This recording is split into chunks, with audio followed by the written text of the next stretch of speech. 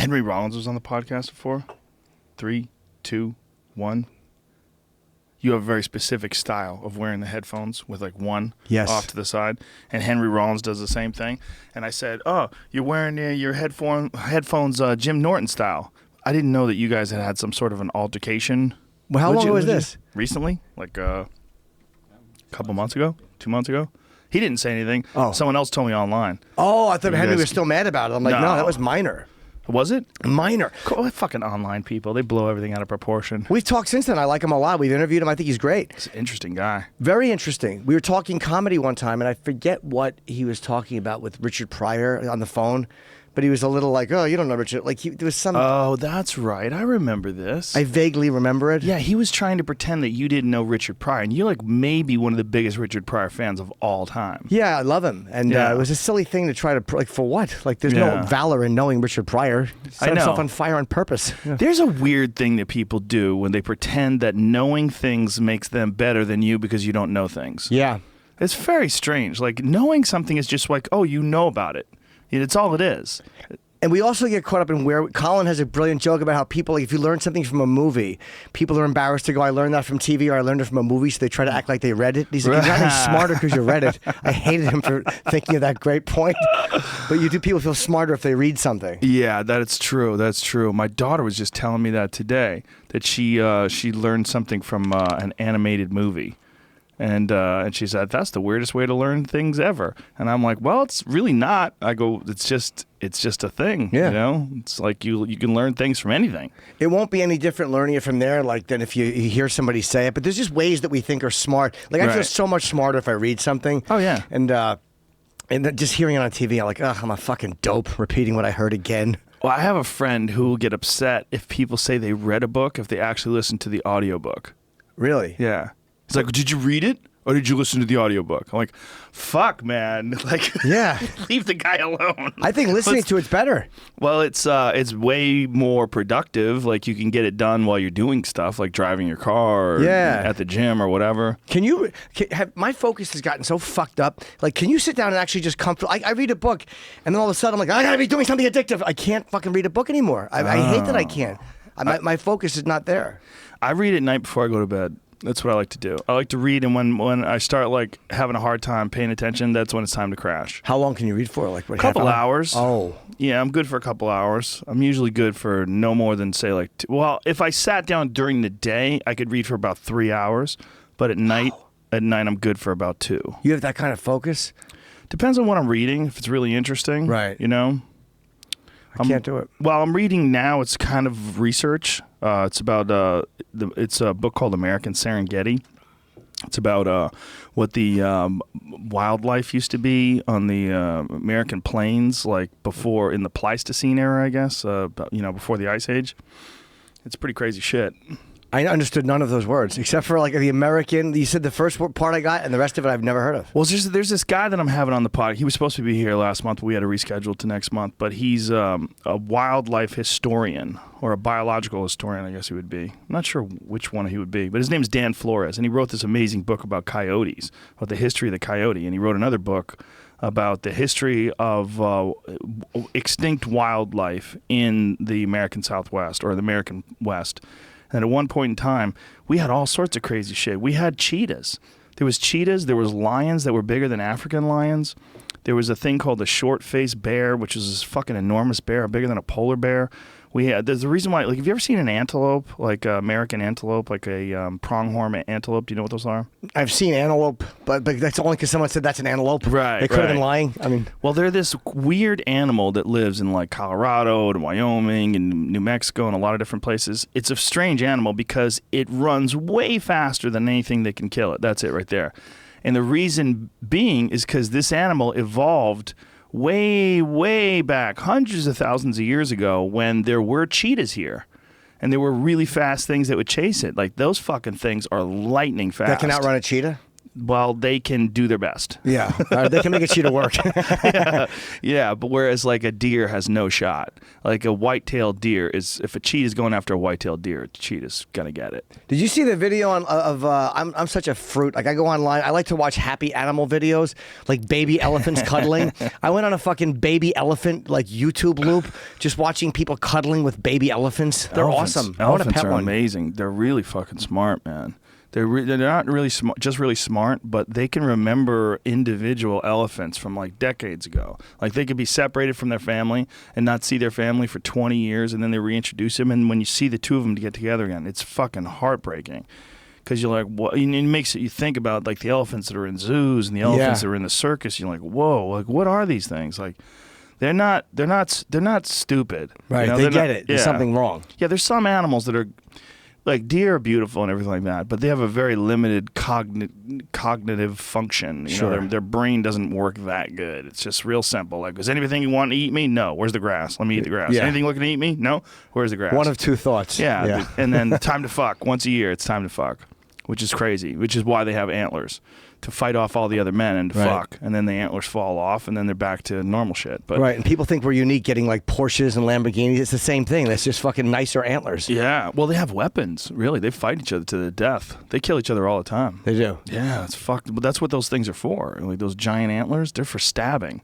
They just slam into each other. They headbutt each other, and they occasionally catch one slipping, and they broadside them and go right through the fucking lungs. But a lot of times they'll just kind of back off. Like, all right, he's got bigger antlers, and he's smashing me a little bit, and I'll fucking. Yeah. It's fun to watch one animal, male animal, back off another animal. It's so much like human beings. A lot of times it's just posturing. I'm just going to show you that I could rip your head off. All right, you'll beat it like hippos. Yeah. They'll bite each other a little bit, and then one's like, all right, fuck it, and leaves. I was elk hunting once, and I saw these two elk duke it out. These two huge animals. They were about 1,000 pounds, and they're slamming heads into each other, just running towards each other, bang, and headbutting and smashing antlers together. And they were so big. I mean, these were like enormous elk. Both of them were somewhere around 1,000 pounds. And just the force that they generate with their heads just colliding with these antlers, all of it just for pussy. Yeah, that's exactly. That's why I don't think people are so bad to do what we do, because it really is an animal. We're chimps. Yeah. And we're one step beyond, and we just don't do it that way anymore. But it's always us fighting to fucking, to mate or to get laid. We do it with gold Lamborghinis and fucking beautiful watches and shit. Yeah. Or even shows of strength. There's guys that do it, you know, just brutal guys who are big and can fuck you up, and they get hot girls. Sure. And then just people at the gym, just wearing little clothes, flexing, picking up weights. It's humiliating. It's weird. It's like we have a weird sort of connection to these ancient animals that needed to do that in order to make sure that the women were attracted to the strong genes to stay alive, even though it's not nearly as important anymore. It's weird in the gym too, because I dress like shit. Like I can't wear a tank top, and I'd look silly. So I wear like sweatpants and like an old rotten hoodie. I really look like a bum in the gym because I know that I can't compete. So I'm almost going totally the opposite way. Like people wonder like what kind of shape I might be in, but I know I can't compete on a level of looking good in a gym. Like I'm never gonna get laid in a gym. Like, Never? No. You never picked up a girl in the gym? Oh, I dated a person who trained me. I dated my trainer, but she knew me. It was a personality thing. It was never like, wow, this guy's cute, I'm gonna fuck him. Like it's never worked that way. Damn. No, never. Never. I just kind of like I become friends with them, and then all of a sudden we're fucking like a year later, and they're like, well, how'd that happen? You know, you sneak your way in. I really do. I just personality my way into it. And the one girl who she's still a really good friend of mine. We dated for maybe 2 months, and I think she's in a different place in life and kind of wanted kids. And I'm a fucking perv. I just can't do it. I mean, I'm not. Right. And I know I'm not. But I was so attracted to her. I was so I wrote a bit about her in one of my, in back on Please Be Offended. I did a bit about following a girl up the steps and looking at her vag in the back of her pants because it was so nice. And did you tell her it was about her? I did. I told her after we had dated, and she loved it. She thought it was really funny. She's like, "Oh my God, that's the greatest." She was really a fun person. But I lusted her for so long, and then we wound up dating. But I knew her for like a year before we dated. When you lust for someone for that long, when you finally get there, it's such a nerve-wracking experience. You're like trying to hold back the jizz. Well, you can't believe it's happening too. Yeah, right? Like, finally. I like to come fast though. Do you? Yeah, I do. Because sometimes I'll lose my rod. So if I come fast, I won. Then I can compliment them. See, because the experience, like if you lose your heart on, you're like, oh, sorry, this, whatever, I'm fucked up. But if you come quick, it's like, wow, you did great. Right, You know, I get it. I'm a mess. It's hard for me to let someone else make me feel good. Like, it's really hard to just let someone pleasure me. I can't do it. Really? Yeah. I admire people who can. Like, I'm so solo with that stuff.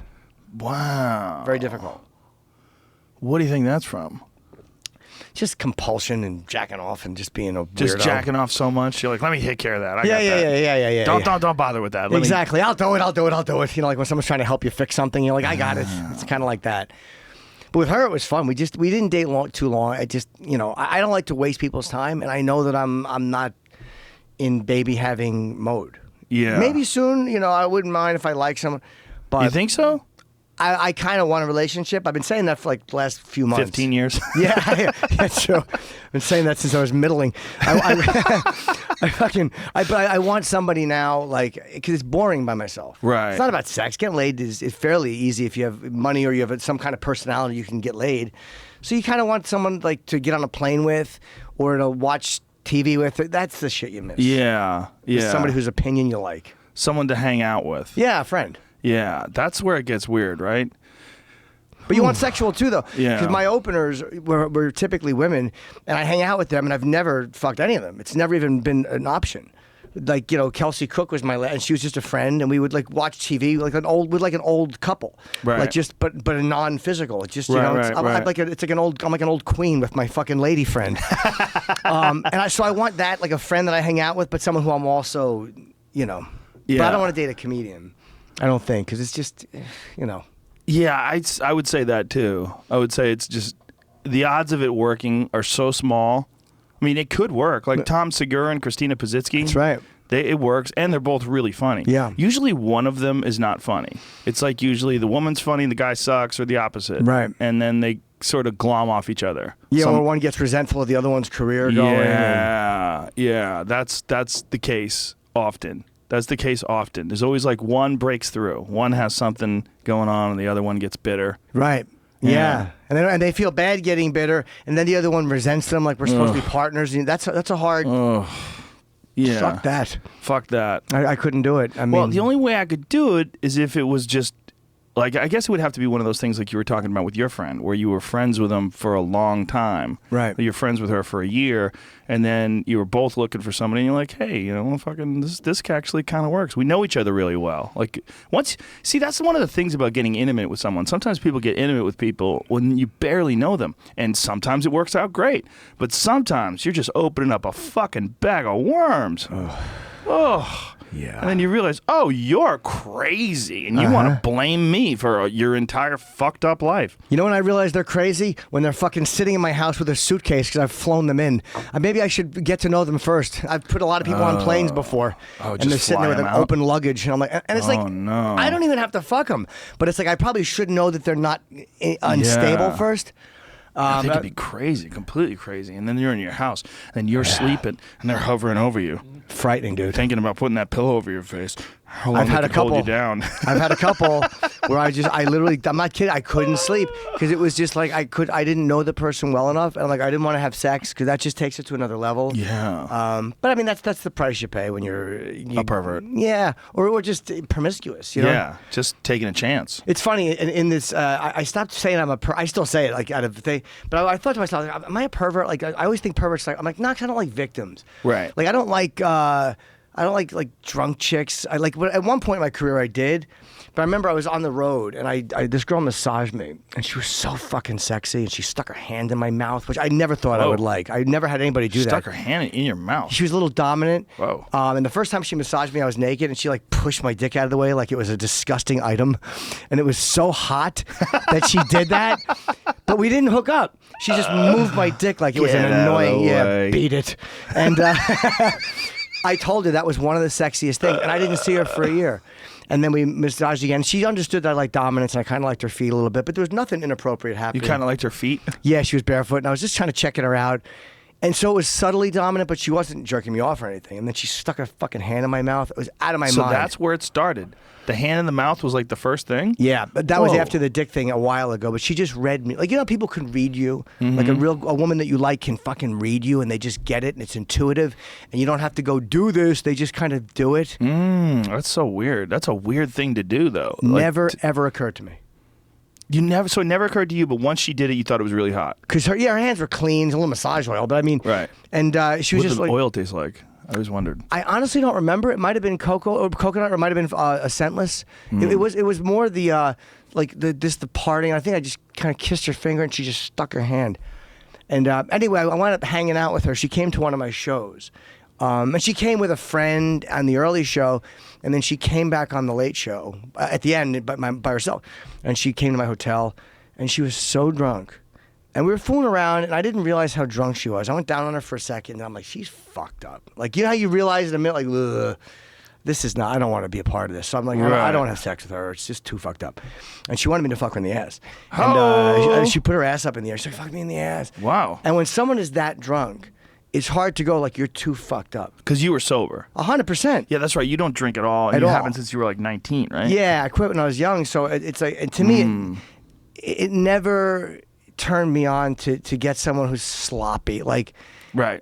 I don't know what you really want to do, and it's just I'm not going to chance you coming out of it and feeling like I did something wrong. Right. Fuck that. Right. And plus, she was loaded, and she had actually driven to the hotel. So I, she was. I'm like, look, let's just hang out. And thank God she got sick. Like, it's the only time I've ever been happy to have a girl fucking puke, because she's like, I'm so fucked up. I'm like, oh, it's okay, and she's apologizing because she's puking. I'm like, it's okay, and she let me call her an Uber. She let me get her. I had to talk her out of taking her car. But she let me get her an Uber home, and that worked out okay. But did you get back to her after that? No, that was the last time I was in town. We still talked after that. But I'm so happy I didn't fuck her, because I wouldn't have felt. I don't feel good about. I don't like somebody who it means too much to them either. Like somebody who's like looking at you like, oh, I care for you. Like if I don't care back. Oh, yeah. Was that the case with her? No.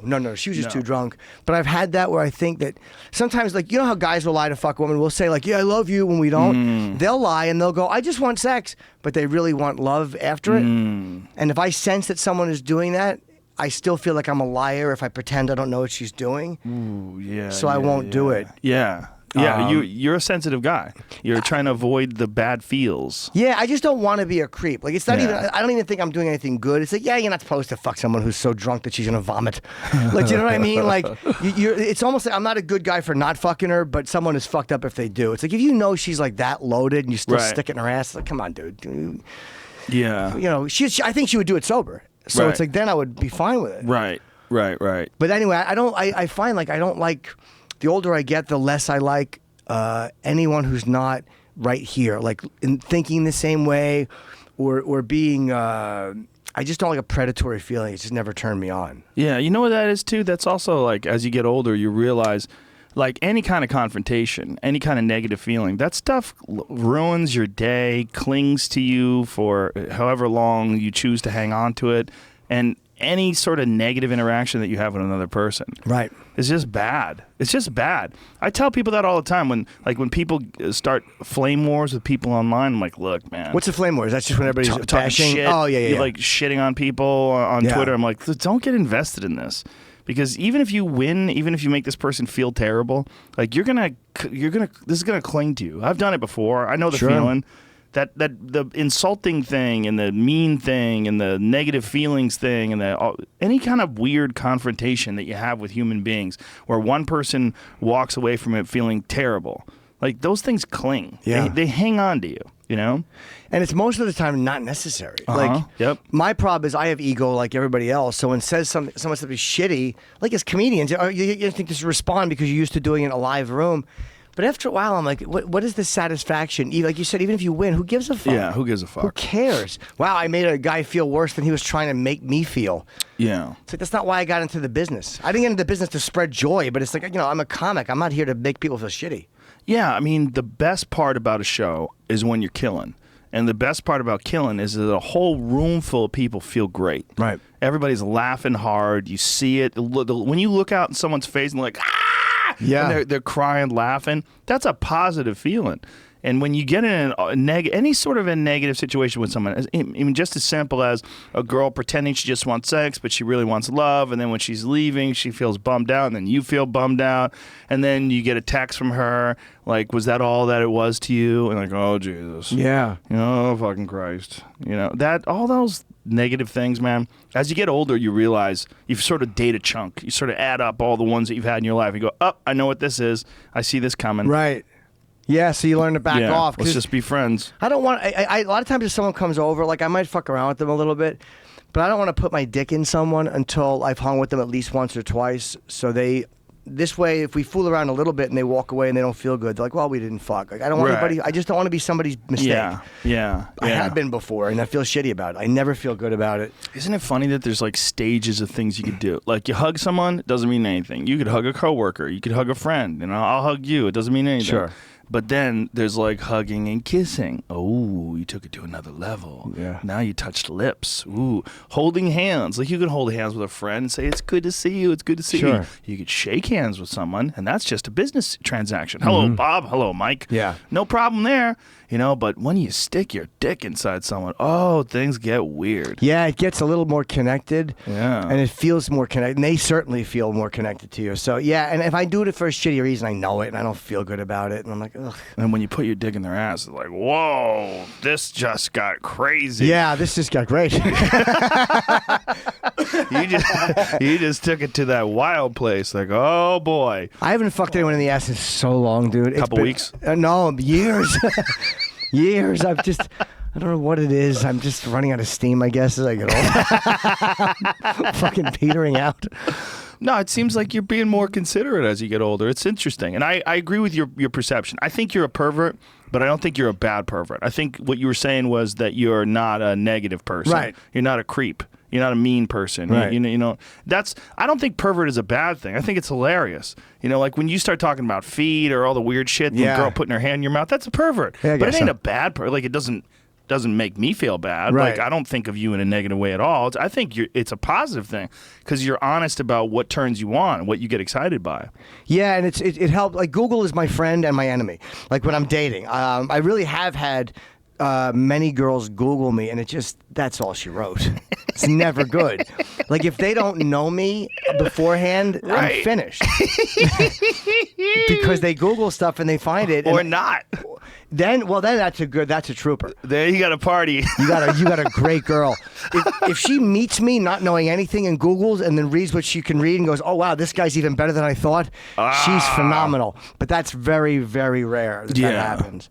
Yeah, it just doesn't happen very often. Well, it seems like though they would find you though. I mean, there's a spectrum of human beings, right? Yeah. And they would find you. Like, well, this is what I'm looking for. Yeah, I do get that too. Like, so, it's a very narrowed corridor of people, but the ones who do really show up with their gear packed.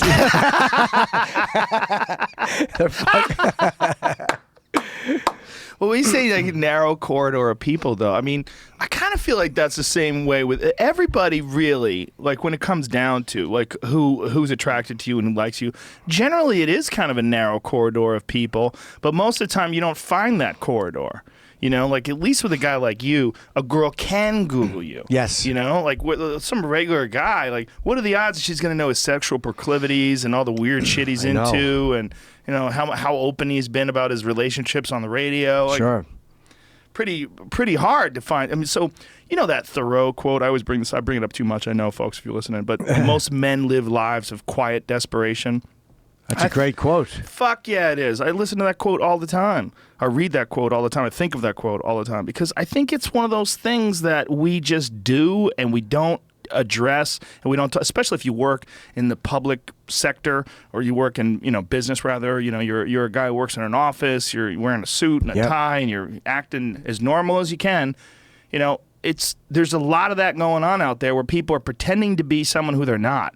It's a huge problem. Yeah. And one of the things that you're seeing these days, and I wanted to bring this up with you now that you're here. Jamie, pull up my Twitter profile. There was a tweet that I posted last night that I found this guy got in trouble for a fucking joke. and he wound up leaving this company that I think is involved in video games. He's been on Dave Rubin's show, and Dave Rubin was raving about him. Look at this. Look what this guy wrote. Let's click on the one on the left right there. This is what he wrote. Peace and quiet, hashtag a day without a woman. Just a fucking joke. Just real goofing, yeah. simple joke. Now, go to the next one, Jamie. Look what the fucking International Business Times wrote. Kinda Funny's Colin Moriarty resigns after targeting women in racist joke. Insists it's his personal decision to resign. Racist? Is there a race known as women? Are women a fucking race now? Did you know that a dad joke about women is racist? Get some brain surgeons over there at IB Times. Wow, that's crazy. Get some vacancies for real journalists too. Click on that quote again. Look at this. International Business Times.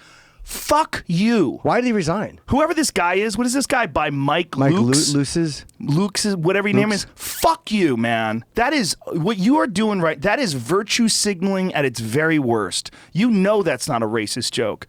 That what you did is you targeted that guy. You went after that guy, and you did it in a very deceptive way. It is. If anything, it's just a joke. And you might not like it. You might think, well, that's not really good if you're working in an environment with women. You know, like you don't want to hear them talk. Like that might be sexist. It's a fucking joke. And saying that it's racist that is so fucking deceptive. And manipulative. At least the guy fought back, though. Colin Moriarty, I don't know why he resigned. Maybe they were going to fire him. But what's this guy's article say? Well, how does he tie in race with it? It's got to be, he has to have some connection. Let's go to the article. There's no fucking connection. It's completely crazy. Be. How could there be a connection? I don't know. Unless that's a race. Unless women are a fucking race. It's just crazy that someone would think that it's okay to do that. I like that this guy's punching back, though. I kind of like that he's not just taking it quietly and apologizing. Well, he quit whatever organization that is that he was working for, Kinda Funny, and just decided. And some of the people that he was working with shit on him for that joke. It's just a goddamn joke. Well, why is everybody so sensitive today? And is it that they're so sensitive, or is it that they're super ready to jump down other people's throats because they sense that this is a very hostile environment, and when you tell jokes, people are what are you doing? Is this it? He updated. Okay. When you Sorry. Oh, he updated it? Yeah. The guy. And by the way, I don't think it's that people are he took down the word racist. Okay, as racist. Still fuck you. Described as a joke tweeted by Colin Moriarty as racist. It was not. The article has been changed to reflect this. Still fuck you. Yeah, still fuck you is right. Still fuck you. That's Just right. fuck you, man. We got a real problem today, and that people are jumping down people's throats for jokes, and they're doing it because they sense that they're soft targets, that there's going to be a pile-on, and they sense the pile-on. They go, oh, this guy made a joke about women. Let's get him. A bunch of people are going to be getting him. This is a free shot. It's kicking someone while they're down. That's right. That's what it is. It's a drunk girl at the party, and you're sticking it right in her ass. It's basically the same thing. They're mean. No, it's not the same thing as that at all. No, but it's it's the same shitty mentality behind it. It's that people they don't feel offended. They just feel it's a chance to be mean, and you can be mean to someone who does something fucked up or says something racist or whatever. So yeah, people are just cunts. That joke is every episode of Married with Children. It is. It's every episode. Peace and quiet. Yeah. Yeah. A day without a woman. Shut up, dingbat. Peace and quiet. Yeah. That's it. Peace and quiet. Family. Come on. Every episode of Honeymooners. It's the same thing. That was the word. To the moon, Alice. I know. He was threatening beating her. I know, with his fist. Like to literally. the moon, Alice. Yeah, punching her into interstellar space. And it was so great with that, though, and literally people would criticize that, but she was like the first feminist on TV because she won every exchange. Yeah. She was always right. He was at the big dumb fatso, and he was always fucking up. And he would always get mad. And she would the writing in that, the fucking... The emasculating lines she had. Some of the best lines.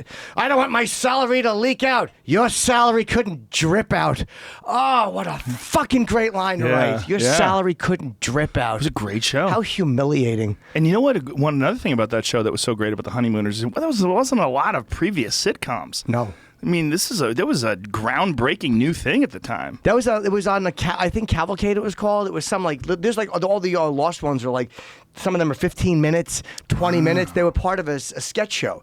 The Honeymooners was a sketch in an overall show. It was like Dice. When he started, he was just Dice as a character in Andy Clay's act. Yeah. That's what that was. Wow. And it just became this thing which didn't do well. And they it came back years later. But so funny. But you could never do that shit today. Well, you can do All in the Family. No. You can do. There was a million movies that you couldn't do. You know, I mean, you try watching like older movies. What was it that we looked at recently that we were like, there's no way you could do that today? There was an old movie that was a really fucking funny movie from like the 90s. I don't remember which one it was. To Kill a Mockingbird. Guy's a bad guesser. That definitely, you probably couldn't do that one either. No, it was like one of those. Oh, it was National Lampoon's Vacation. I'm like, good Lord. I watched National Lampoon's Vacation, and it's just like, there's no fucking way you could do that movie today. You would get, I don't remember it. I've seen it. But it was sexist and misogynistic, like everything. Yeah. Like, there's no humor. Like, humor has to be. It has to pass like these rigid filters now. Yeah. It's not as simple as say something inappropriate but that's still funny that you don't necessarily mean. Like one of my favorite comics, and I think one of the greatest of all time is Roseanne Barr. I really put her. She was very funny. I put her as one of the most important comics of all time because I think that what Roseanne did was she had that powerful fuck you comedy as a woman. And it was really one of the first ever because women were more sedate in their, even if they were really good comics like Joan Rivers, it was a different sort of style of delivery. But Roseanne came out like a hardcore man club comic. Yeah. You know, and she was shitting on her husband for being a fucking loser and being fat. And it was just hard and slamming. And I didn't take offense as a man. I didn't hear those jokes and go, yeah, I can't believe she's shitting on men. Right. Can't believe she's shitting on men. It was just funny. We need to stop this. This is sexist. You know, so this guy saying, peace and quiet. Like, I'm sorry, if you're not a yappy cunt, that joke shouldn't offend you. Right. Okay? If you're a person who's a great conversationalist and you also happen to have a vagina, that shouldn't bother you even in the slightest. And it probably doesn't. It's just like, I know that should bother me, so I'm going to be shitty about it. I don't even think people care that much. I think they just like to attack other people. Exactly. That's what I'm talking about. And that's why fuck you to that guy who wrote that article, and especially fuck you because he called him a racist. Yeah. He did that on purpose because he knew it was going to be clickbait. It was going to get people to go to that article, and it was going to get people more excited about it without even reading it. Because all they need is the article. Most people are so fucking busy, they don't have time to read the whole thing. They're so quick to pull the trigger. All they need is the title. What's the title? Oh, that's good enough. Fuck him. Let's tweet at him. Yeah. Let's shame him. Yeah. Did you ever interview John Ronson? He's great. Love John Ronson. I've talked to him before. Yeah, I've had him He's on before. A really interesting guy about shame. Yeah. And I always feel it, so I kind of understand that it's a weird. It's like what everybody's afraid of. People fight so they don't feel ashamed and have to back off. Exactly. Shame is the fucking amazingly powerful thing. Like, you know, the reason guys shoot or go on a shooting spree at work is because they've been shamed, because they've been fired, or because their wife is sleeping with somebody else, and there's shame in it. It's the worst fucking thing. Well, shame is a new thing that people are going after. You know, like fat shaming and slut shaming. These are like completely new ideas in American culture. There was no slut shaming when we were kids. You never even fucking heard of it as a concept. No, well, you call a girl a slut, and that was it. And they're saying, like, well, girls should be able to be sluts too, and they shouldn't be shamed, or fat people. Like, hey, look, I don't care if you're fucking fat, but if you're sitting next to me and you're taking up more space than you should on a plane, I do have a problem with it. Because you're making a decision that's fucking me up. I don't care if you eat. Those people that live in a house not to be crated out. Good for them. I don't care if you sit on the toilet forever. Knock yourself out. It doesn't bother me. I'm not going to shame those people. But if you're sitting next to me, I'm like, what the fuck? Yeah, it's look, being fat is a shameful thing. It just is. It brings people shame. I mean, that's why there's humor in it. That's why when a fat guy takes off his shirt and he doesn't give a fuck, it's hilarious. Yeah. Because like that guy doesn't give a fuck. That's right. He's shameless. You know? Right. He a guy with a big gut and he's rubbing it like Buddha. That's where it's funny, right? Because this guy's shameless. He looks disgusting. Whereas you or I would look at that and go, oh, if that was me, I'd be so sad. He doesn't give a fuck. And we admire him because he doesn't give a fuck too. Yes. We like the fact that he's like he's literally either he doesn't give a fuck or he's so ashamed of it he's learned how to own it. So I think it's a combination both. Some people are probably so fucked up by it they're like, fuck it, I'll wear it, and other people just don't give a shit. There are so many weak men out there that go after people for jokes like that guy Colin Moriarty, is that his name, that made that joke. I'm having him on the podcast. I reached out to him last night after this. I was like, this is so crazy. And I looked at all his tweets and all the people that were piling on. I'm like, what in the fuck are you guys talking about? This is so mild. It's so silly. Yeah. Who cares? Peace and quiet. Jesus Christ, that's it? Yeah. That's it? That's all it takes? That's all it takes. For you to be disappointed with him? I mean, there's so many people that he worked with piled on. What was kind of funny? What was that magazine? I don't know. I don't even know what it was. Jesus. I never heard about it until last night. Somebody tweeted to me that thing, and then he tweeted that at me, that did you know that it was racist to make a joke about women? I was like, what is this? And then I looked into it. I was like, oh my God, this is so crazy. What a dick that guy was to put that, though. I wonder if he thought it was racist or he heard it was. How could he possibly? I don't know. It's so simple. It's such a simple joke. I mean, there's no room for error there. A day without a woman, hashtag a day without a woman, and then, peace and quiet. That's it? Yeah. You see racist there? It's crazy. Monsters. It's fucking crazy. Anti-human monsters. They want people to feel pain for almost no reason whatsoever, or they will go out of their way and use any tactic they can. If they see that it's, if in their eyes it's legit and it's somehow or another warranted. And it's just that goddamn virtue signaling. There's so many weak men out there that virtue signal. They like to attack other men for anything that shows that they're better than that man. Yeah. So they get a little pat on the back, a little cyber pat. Yeah. Aren't I good? And there's people have been doing it lately politically too, and it's like I don't care how people feel about their fine, but it's like the obsessive tweeting the same thing over and over. It's like they just want people to go like, "Wow, this guy really wears this." It's like, shut up. Yeah, exactly. Fucking cares. Exactly. Who fuck? I don't have, and I took it out because I tripped on the punchline. In my special, I had a Trump bit, and I was just like, ugh. And I fucked up one of the final words. There was no way to fix it because I'm just a dope. And I literally, I was about to grab the pussy and I said, "Drab her pussy." Could you like voice over it? I tried to because I said it earlier in the thing. Right. And I tried, but I'm like, ugh.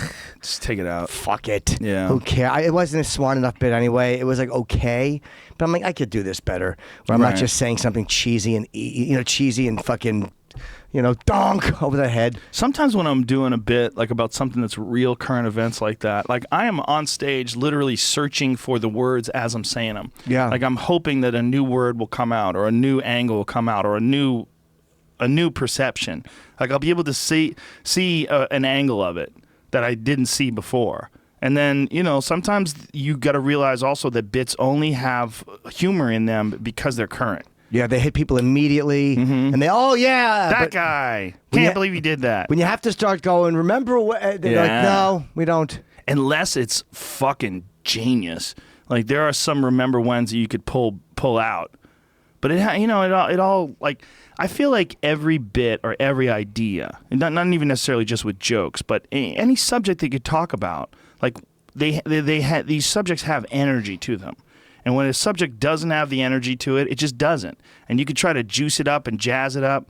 But I remember there was a guy. That's a good way to put it. That's a really good way to put it. Because sometimes I've never been able to put the words on why does all of a sudden something, like it's no longer topical. That's a great way to phrase it. It doesn't have energy around it, like in the room, because it's kind of on everybody's mind. Right, yeah. Like yesterday we were doing a podcast, and we got to the subject of Brexit and leaving Britain, and I could feel the energy in the podcast drain because I didn't really give a fuck about the subject anymore, and it's kind of a tired subject, and it's just been beaten down so many times, and it seemed like there was no energy in it. It just seemed like, ugh. Maybe if I lived in England, it would be different.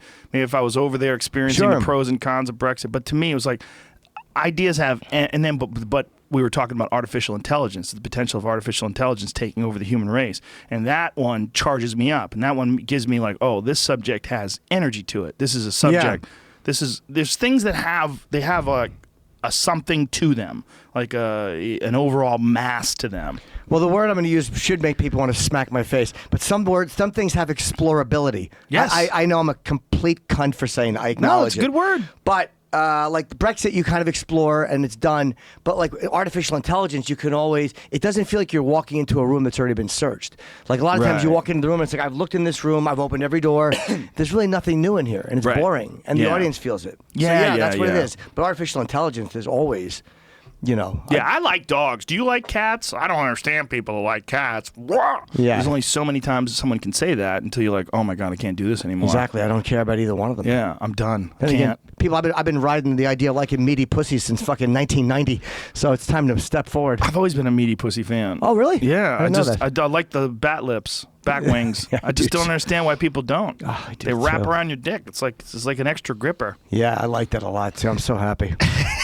I was just kidding, saying that. I didn't know you liked that, but yeah. No, I am. And I was talking to this woman who was explaining to me how women watching porn gives them a fucked up self-image because a lot of those women have labia surgery. Oh, I hate those labioplasty doctors. I hate them. The worst. It's just so crazy that you would remove pussy skin. Like, because they don't want their pussy to look like ragged. They don't want it to be like hanging out. Your pussy's never too big. Like literally, you say my pussy's too big. Why? Because sometimes when I'm putting my shoe on, my heel gets caught in it. Then it's maybe too big. If you trip over it while you're jumping rope, if it gets stung by the leather rope, if it dangles like wasp legs, fucking cunt's too big. Wasp legs. But yeah, I hate that too. It drives me crazy. Like that's why I talk about it because it's fun to joke about. But like women always will email like, I love that you like that because I've been so self-conscious. I'm like, please. I just don't know why it would be a bad thing. I've never understood why it's a bad thing. I don't either. Because some guys don't like it though. Some guys like that neat little. Me and Anthony used to talk about that. Like Ant would always go like, I like a tight little package. Ant's a fucking meat and potatoes guy. He wants him naked and a tight little package, and that's how Anthony likes him. That's how he likes him. Anthony might like him a little young too. Yeah, I mean he might like it neat for other reasons. hasn't had time to. Yeah, he might like him fresh out of the box. Yeah, he also enjoys green bananas. Yeah.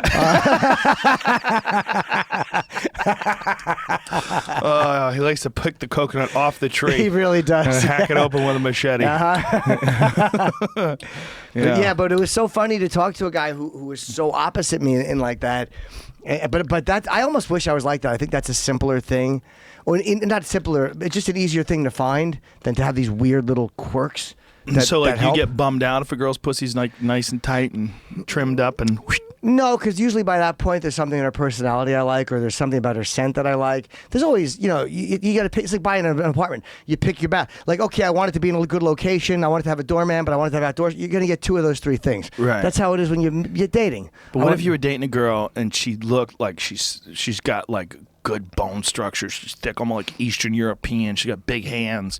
You're like, wow, this girl's gotta have a meaty pussy. And then you get down there and you see scars. It's happened. She's got it trimmed up. Oh, I don't know if you'd see them. You wouldn't? No, I don't. I think they do a good job. But if a woman ever told me she had it, you got one of them.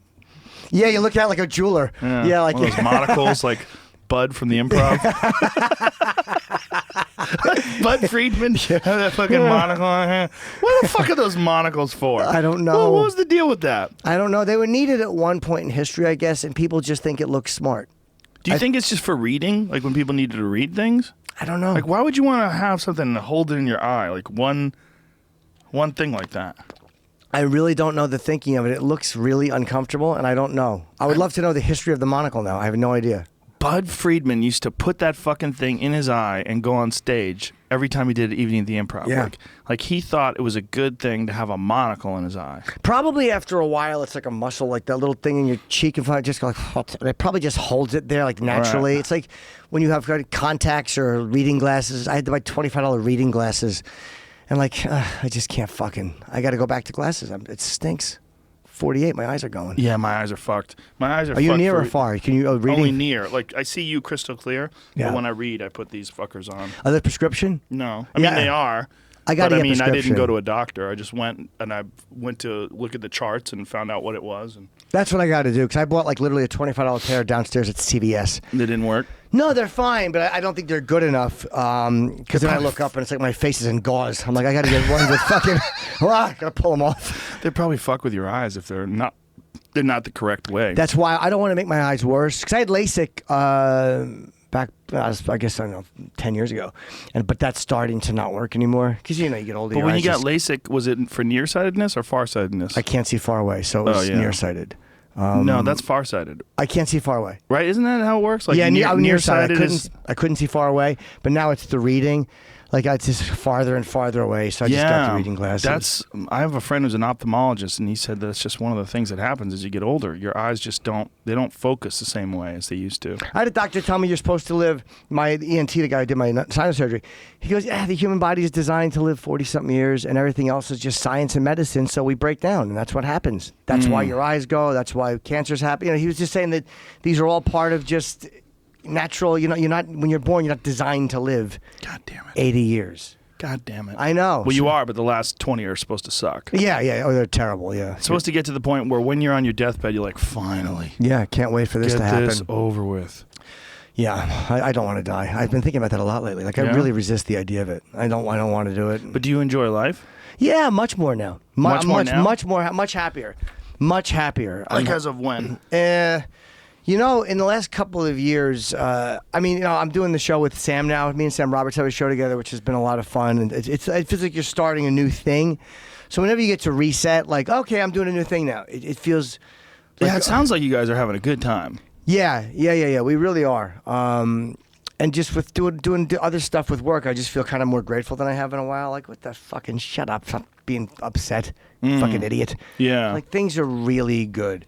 And when I fall into feeling bad, I know it's just because I'm addicted to feeling bad, and it's bullshit. Well, we have such a fucking great job. When you talk to a person who has a regular job and they, complain about their job, and then you think about like the complaints that you have with being a comic, it's like, God damn, it's so minimal. I had a complaint about I had like a legit complaint about whatever the Qantas went to Australia. They fucked me, and I was annoyed. They the connection didn't wait, even though it was a Qantas plane that was late. And I arrived, and my manager was on the plane waiting for me, and they just wouldn't let me on. Cause like, yeah, we already put the paperwork in. They were just being cocks, and they flew me to somewhere else. It was just a dick move. So I'm complaining about it online, but people, they don't give a fuck. They're like, even though it's a legit complaint, they're like, fuck you, you're flying all over the world in business class, shut up. And they're kind of right. Like, it's a luxury problem. It's a problem of, okay, that's not right the way they did it, but that's not a bad problem to have in life. It's so minor in comparison to most things that people go through. When you really stop and think about how many people work jobs that they fucking hate. Yeah. It's probably 80% of the people. I mean, it's probably close to 80. Well, you said The Office before, and the things with the women and Googling. Yeah. You can't, if you're an accountant, excuse me, you can't walk in as an accountant and go, oh my God, I massaged last night and she stuck her feet in my face and they were clean but stinky. I mean, there's going to be 12 people that go, what? There's one guy who will like it. They'll get rid of you. They'll fire you. Human Resources will pull you in the office. Jim, I'm going to read from a transcript. You tell me if this is not something that you said. Yeah. Someone stuck their feet in my mouth last night, and they were clean but stinky. No, it was awesome, and I jerked off under my shirt. It's not what I said. I said she put them on my face, and they were clean but stinky. Not in the mouth. I didn't suck them. I wanted them clean. But in our jobs, we get to discuss anything, and it's so much fun to just vomit it. Yeah. And people like it because they relate to it, but it could be a lot worse. Way worse. So I think of that a lot. Like I like doing the podcast with Matt. I love Matt Serra. He's a fun guy. He's just the most genuine guy I've probably known in years. How often you guys do UFC Uncensored, right? Unfiltered. Unfiltered. Yeah, we do it How many? Tuesday, Thursday. Monday, Wednesday we tape. And it's just fun to sit with a guy. Monday, Wednesday you tape. What do you mean? We tape the day before it comes out. Oh. For whatever reason. That's just the way they scheduled it. Why not just do it live? I don't know. I would be happy to do it live, but that was just. Is that the UFC's idea? I don't know. If it was them, I'm guessing they are the bosses, so it's probably them more than digital.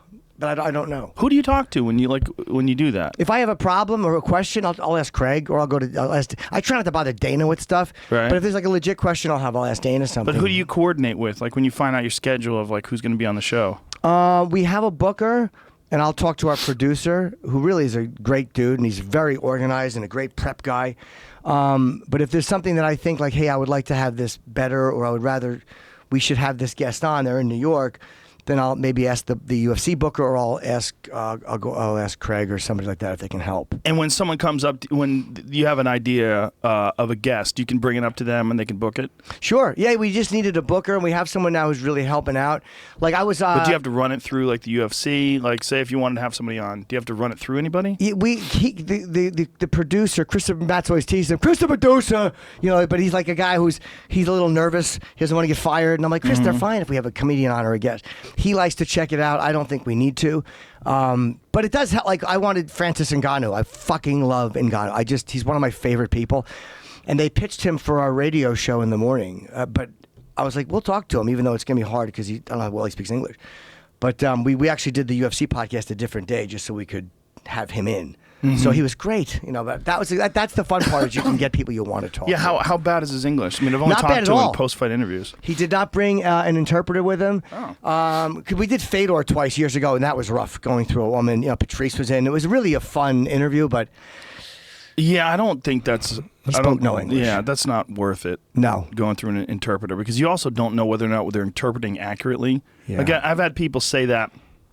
Like I'll interview someone after a fight, and then someone who actually speaks the language will say that interpreter fucked up everything. Like they got it all wrong. Oh, that yeah. happens. Yeah, I guess so. So we didn't want to do that, but he didn't even bring. He just brought someone with him. He was nice. It was like that was kind of fun. That guy's fucking scary. He's scary, man. Fucking. Woo! I think he doesn't want to fight. I'm surprised he's number 6 over Derek Lewis, but it's in the neighborhood. I mean, him and Derek Lewis are definitely in the neighborhood. I would give Derek the nod because Derek has beat more top 10 competition. He beat Roy Nelson.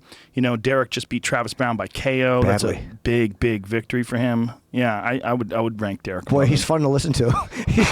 Derek's hilarious. Yeah, he's a fun dude, man. His fucking Instagram is hilarious. Yeah. Some of the shit that he puts on Instagram, you're like, oh my God. Like, this guy's pushing the fucking envelope. There's something about, I don't know if it's because he did time in jail, but there's just something about it that just those guys are like, ugh, I've seen such a worse part of life. This is just, I can only guess but it seems like there's a different mentality when you go to jail and come out. What did Derek do time for? I don't remember. It was a 3.5 year.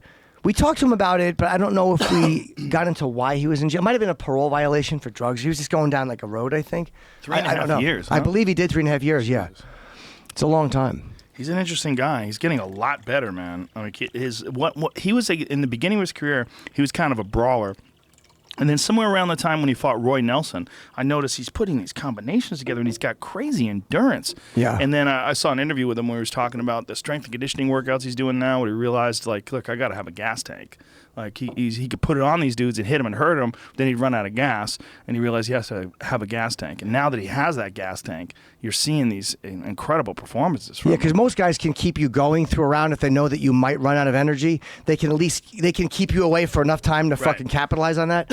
Yeah. Travis Brown, I was surprised that he lost that fight because he was doing really well. Yeah, Travis had him hurt. Have you ever seen anybody do? I've never seen anybody hold their stomach and like Derek Lewis got kicked in the stomach. It was very funny because he said he had to shit. Yeah. But he got kicked and he actually turned and ran to. I've never seen anybody actually display like, fuck, I don't want to get hit there again. It Yeah, like I've seen it. Yeah, I've seen it. Matt Brown's done it a couple of times. He tucked his. It was also Drago, Pete Sell fought Nate Quarry. Is that who it was? I think it was. No, Scott Smith. Scott Hands of Steel Smith.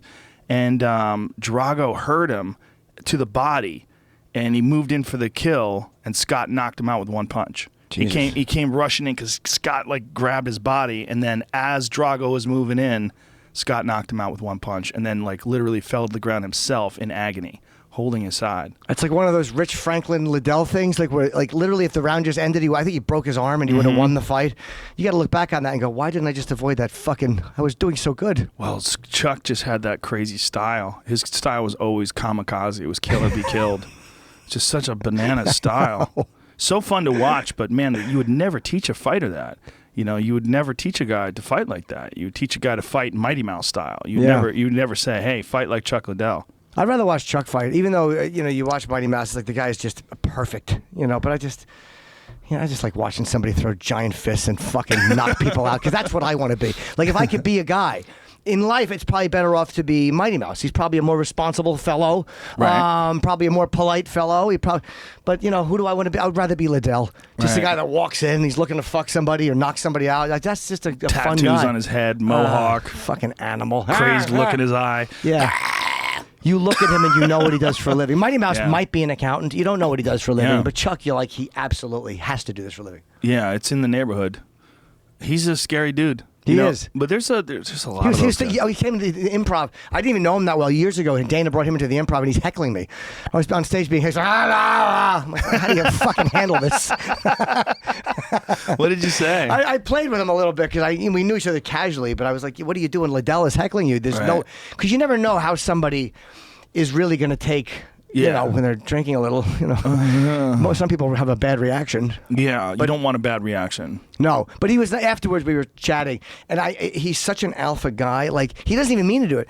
I was talking to him in the hallway, and he comes. His arms are wide. He's like, and he fucking leans in, but he's being lovely. But people walking by are like, what the fuck is happening between? Because it looks like he's putting you down and telling you to put you in your fucking place. Yeah. But he's not. He's just having a fun chat, leaning in with his giant arms. It's a really fun thing to watch. I could see people looking. They're scared. They just thought something unpleasant was happening, and I'm like, no. And I'm like just smiling bigger so they know I'm okay. I'm like, ah. It's like when you see a big dog in the room, people just go, "Oh Jesus!" Yeah. Is that a friendly dog? Yeah. Whose dog is that?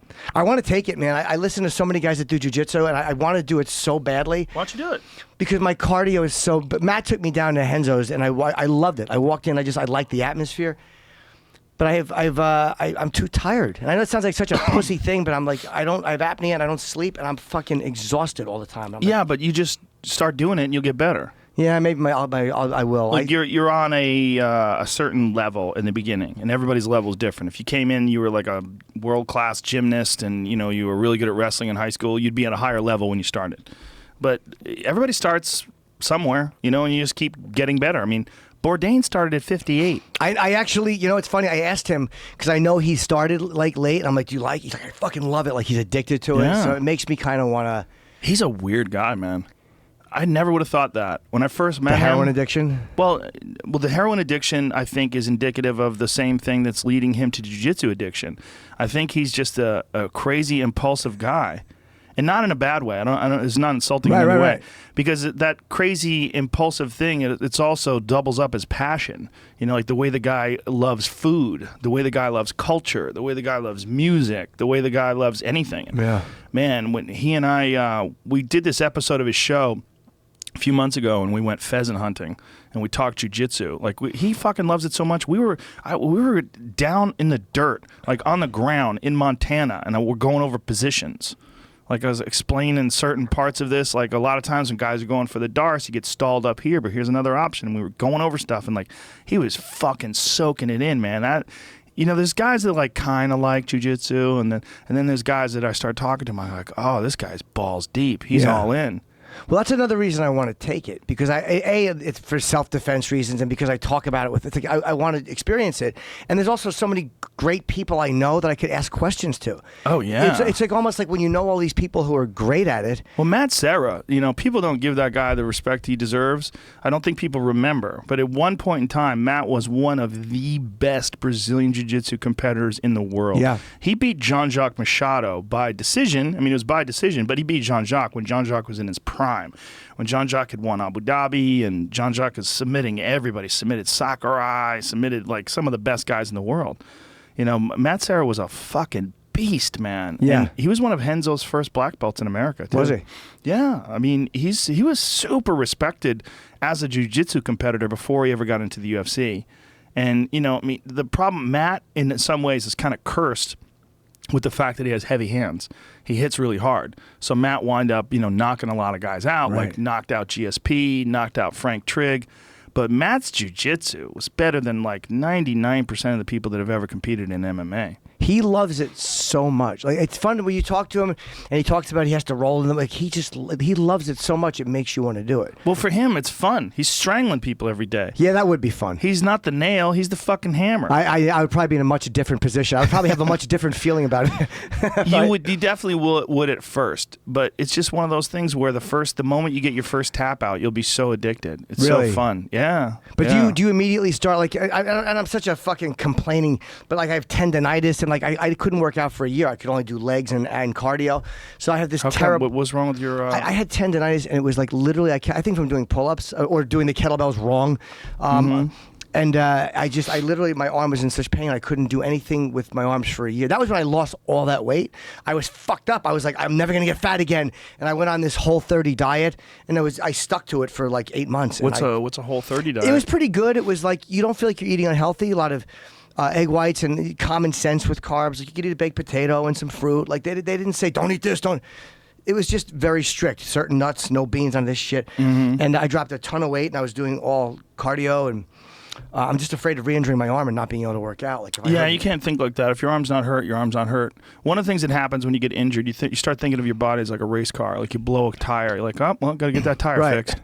You know, like I've had quite a few surgeries and a bunch of injuries that I didn't have to get surgery on. I just had to let them heal up. But you just do. It's so fun that you just you have a different way of looking at your body. You start thinking of your body as like a utensil or a tool, instead of just as your body. I mean, you think of it as your body as well, but like if I break something or hurt something, I go, fuck, I gotta fix this thing. Yeah. I don't think of it as like, oh my God, I can't do this again because if I get more tendonitis on this elbow, then my elbow will always be in pain. I don't think like that. I think, how do I fix this thing? Where do I got to go? Who's the doctor? Luckily, I work for the UFC, so I'll talk to Dr. Davidson, and I'll say, hey, man, what can we do about this? Like, what do you recommend? And he'll say, well, he's on the cutting edge. And, excuse me, he's actually part of this team that has started injecting stem cells into discs, which is this radical new procedure where they've been using stem cells to regenerate tissue for a long time. And stem cells work amazing, by the way, on tendonitis. Really? Fuck yeah. It heals it up like, it's incredible. I did cortisone, which I know is not recommended. I only did it once, and someone told me just do it once and you're okay, but don't keep doing it. I did it once, and it actually really helped, and I didn't do anything, and it actually fixed me a little bit. Well, that's good. Well, it certainly will help take away some of the pain, but it's dangerous because it masks that pain, and then a lot of times guys, like, they injure themselves badly because they don't feel that pain. Like Boss Rutan chewed his fucking knees to pieces because he got cortisone shots in him when they were already damaged and just pushed through it like an animal, you know. But my point is, like, what they're able to do now is they can shoot these stem cells. They take fetal stem cells they get from a woman's placenta after she gives birth. They take, like, a woman who gives birth by cesarean section, they take out the placenta, they extract stem cells from this placenta, and then inject them directly into injuries. You fucking heal. It regenerates tissue, regenerates meniscus, regenerates all these different types of tissue. It can basically form anything that's injured. Soft tissue, muscle, any tendons, anything that's injured, it can regenerate. But they're now doing it on discs, which is crazy because when you have disc degeneration, what happens is your body, through poor posture, exercise, abuse, trauma, whatever, your discs get compressed. They wind up pushing on your nerves, and they usually do what's called a discectomy. They come in, they cut a piece of the disc away. Right. Usually it gets worse, and some people either have to get that disc removed, and then they either get it replaced with an artificial one, like Eddie Bravo got it replaced with an artificial one, or they will actually fuse the bone together, which is very problematic. It puts stress on the upper and the lower portion of the disc. Now what they're going to do is start injecting stem cells directly into the disc, and the disc will regenerate and pump up. So you'll be able to, in theory at least, get your discs back to where they were when you were 18. So a little injection of stem cells into this right arm. Fuck yeah, but it's not hurting you now, right? No, but I notice it when I do certain things. Like it's almost like I feel it like going, hey, like it's just the beginning of it, and I know where it goes. I would say lift weights. I do, but I mean not a lot. Yeah, but I mean you don't have to do a lot, but just lift weights and progressively build it up and listen to it. If you feel pain, put some ice on it. But weight lifting, like it seems counterintuitive, But one of the things that a lot of people have found is that even Olympic lifting, like heavy powerlifting, cleans and squats and deadlifts and things along those lines, actually helps joint pain because it strengthens up all that tissue and strengthens up all the stabilizing muscles, strengthens up all the ligaments and tendons. Yeah, I do lift, but it's not a lot. But I can't do much. I get too tuckered out. You get tuckered out? Oh, my trainer wants to fucking spit on me. I'm always like, I'm tired. I'll walk in and let her know what kind of shape I'm in. Like, I'm really honest about it. Like, if I feel okay, but if I'm having my days where I'm feeling like stoned. You just got to deal with it. Yeah, I do. Push through. Yeah, I do. You and I should do a show where I take you to the fucking gym every day and we just get crazy. I would like pump to. You up with caffeine and. I would try that. Yeah. And one of these caveman coffees. These fuckers have 270 milligrams of caffeine. I'll give you 2 of these bitches, and then some Alpha Brain and some Shroom Tech Sport, and just go in there like a goddamn wild man. And dress me in some hot pink satin shorts and let me loose. Scrunchy socks like from what was that movie? She's a maniac. Oh, that's not dancing. Flashdance. I was gonna say Fast Dance. Yeah, Flashdance. I always hated that part of the song that goes ma ma. Remember that part? Then it goes ma ma. I fucking hated that song. That part bothers you? Yeah, I hated it. I don't know why. There's certain things, like certain songs where they clap in it. Like, I'm a big Betty Davis eyes guy. I like that song. She's got Betty Davis. But I hate when they go da da da da da da. You hate that? That was so 80s. The hand claps in songs drove me crazy. I hated that. Yeah. It is funny how songs, like, you can tell they're from a time. You know, like there's a sound to them. They go, oh yeah, that's from that time. But like, especially like the 60s. Yeah, I was thinking the 60s, like the weird, whatever the weird sound, whether it's what Phil Spector started or these other things that like I've been listening to Del Shannon's Runaway a lot, and there's just a sound in there. You just like everyone who that song meant something to as a teenager is old or dead. Yeah. Those songs give me weird feelings, man. I listen to the 60s or the 50s, and I feel like creepily voyeuristic and frightened. Like, I really get weird listening to those old songs because the connection they had, they are in history. It's gone. It's dead. Yeah. And it really freaks me out. Well, it's also one of the first times. I mean, if you really go back to it, but I get creeped out when I listen to early 1900s music too. Oh yeah. Because like that's the original music that was recorded essentially. I mean, I think we talked about this once before. When was the first record? I feel like it was it was like the 1700s. The first time they came up with one of those big, those big tubes with like the needle on it, and that was where the sound came from, was that giant tuba-looking thing. Yes, not people in Brooklyn are buying them because they think it makes them look really cool. Yeah, Williamsburg, they're getting those things and listening to old vinyl on it. It sounds like shit. Enough with vinyl. What is it? It's 1870s. Just start with that 1870s. cylinder thing, then the records first. Or that's cylinder right. first, then records. Yeah, the cylinder. That's right. Yeah. Yeah, it's just crazy that when you think about human history, that people recorded music, they could only write things down until, a little bit more than 150 years ago or 150 years ago, whatever it was. It is weird when you look like when you're listening to your iPhone, you want to hear something like, Tom Petty, and you just download it while you're walking to the club. Instantly. And the idea that people couldn't record it at one time, like you literally had to just say, "Remember that song?" No, and tell somebody how to play it, and they had to hear it, and then they had to play it the way you play. Like that's how it got passed down. The worst is when you tell someone like, "Hey, you know that song," and then you go, it's like this, like every bit, dikes and ferries. Tell me where is sanity? Like, I don't know what the fuck you're telling me. Yeah. And then you play the song, and they go, "Oh, that song? Yeah. Oh my God, you didn't sound anything like that song." Yeah. Like, I was trying my best. Yeah, that was a completely unfamiliar sound you were making. Hey, fuck. I'd love to change the world. I don't know that one, but I don't know what to do. I bet you would if you heard it. I probably would. Yeah. I like really weird, sappy music sometimes. Like I get really like I'm a weird, emotional wreck with stuff. Are you? Yeah. I cry at weird shit, like sad movies. I cried at Logan. I like to cry. You cried at Logan? Yeah. I like to cry in movies. It makes me feel like connected to things. Like Jungle Fever. Frank Vincent. I just wanted to hug him. I get it. No, but I like to. It makes me feel like I'm not disconnected from human interactions or. Do you feel sometimes like you are? Just a little bit, but not to a point where I think I'm unique. But just sometimes a little bit, like it's always one tick off. Like I would argue with a woman in a relationship and I could say barbaric things because I felt like I was arguing through a window. Like it was not real life. It was a movie. Like it was a movie performance.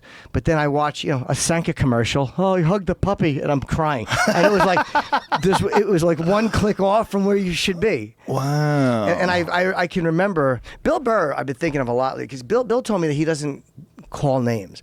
Like he won't call his wife a bitch. He just doesn't do it because he saw that growing up, and he like as angry as Bill can be, he doesn't name call. And I've been thinking about that a lot. I'm like, I've done that with every person I dated, and it's so fucked up. Name calls? Yeah, it happens. They'll say, "Shut up, and I'll be like, "You fucking," but I'm like, I don't want to do that anymore. It just kind of made me feel like, that's shitty. Yeah, it's shitty. It is shitty, and it's too easy to do. It's especially there's a real issue when you do it because you know the person's going to take it. You know what I mean? Like, it's one thing if you're like, look, you're a cunt and this is done. I can't do this anymore. You lit my house on fire. You fucked my brother. It's over. Absolutely. After I jerk off to the memories, I'm out of here. But there's one thing if you say something to someone knowing that you're going to make up, like knowing that you can get away with it. And I think a lot of people do that in relationships. They get real mean and nasty to each other because they know the person's trapped, especially if you're married and you have kids. Right. That can get real squirrely. I've seen that happen with people, and you're like, ooh, man, you got to not do that to each other. It makes me not want to get married. I talk to so many guys who don't get their dick sucked anymore, and they don't get this or that. I'm like, not that it's got to be a fuck fest. If you're married, I get it. You have a kid, things die off. But that's my fear is I marry somebody. It's a real fear. Yeah, all these things all of a sudden. I know I'm going to cheat. I'm not going to be good. Well, it's the idea of marriage, and this is coming from a happily married guy. It's fucking stupid. Yeah. And this is why. Because it's a contract. Your people change on a day-to-day basis. They change throughout the day. They change based on the song they hear. They change based on the conversation they have with their girlfriend. Right. They change based on a book they read. People fucking change, and you're in this constant stage of growing and developing. And when you commit to someone, like you say, like, this is my girlfriend, this is my husband, this is my wife, this is my companion. When you do that, there's one thing to do it and to really be all in and really enjoy that person's company and want to be with them a lot. It's another thing to involve the government. Yeah. And to get legal paperwork signed and all that kind of crazy. I was willing to do it simply because, well, first of all, because my wife's awesome and I love her and she's a great person. But also because I have children. And I was like, well, having children is a way bigger commitment than anything else that's legal. Because now there's a human life that depends on you. And all my phobias about government interaction and laws and legal paperwork. And this is coming from a guy who has several close friends whose lives have been fucking ruined by divorce. Ruined. Yeah. Where they've had to pay exorbitant amounts of money. It wrecks their life. It causes them stress. They've aged 10 years in a year. I've seen guys like that. I've seen a bunch of guys like that who've been devastated by divorce. And then devastated by the fucking wife hiring the most evil, vicious lawyers to attack them and go after them and try to squeeze as much money out as possible and drag it into the dirt. Especially when a man and woman are married and the man makes all the money, the man has to pay for the woman's lawyer. And that's where things get fucking spectacularly ridiculous. Yeah, because then there's no cost to her to do anything. She can file a motion after motion knowing this dummy is paying for it. Yeah. Not only that, she's draining the money. She's draining his money. And I had a very good friend of mine deal with this. He went through, it was more than a year and a half of deliberate, where he lost hundreds of thousands of dollars in legal fees. And the whole time his wife was doing it on purpose. They would come to an agreement and then she would change the agreement. She would be like, I don't give a fuck, I want more. And he would be like, but we had an agreement. She's like, fuck you. Fuck you, pay me. And then she would hang up the phone, and then the lawyer would contact, these are the new stipulations, and he would get ready to agree to those, and then she would drag that out for a couple months, and then ramp it up again. And she was being completely unreasonable. And in a way, she still wanted a relationship, too. That's a weird relationship. Even when it's a hateful relationship, it's still some kind of a connection. Yeah. It's crazy what people do in divorce. I have to. I'm going to piss my pants. I'll be right back. Go piss. You know me. I can never make it through a whole podcast. Don't worry about it, buddy. Don't worry about it. I'm glad you did. Well, I was getting too ramped up about divorce talk. He's crazy to think he's going to get married. When you talk to someone who's and I say this with all due respect, a hardcore pervert like Jim Norton, the idea that he's going to settle down. But you know what it is, man? When you don't have it, it seems so attractive to you. You know? Like if you're a guy who's got a regular 9-to-5 job. You get up in the morning, you get your newspaper, you let the dog out, you say hi to your kids, you eat your breakfast, you drink your coffee, you go to work the same way every day.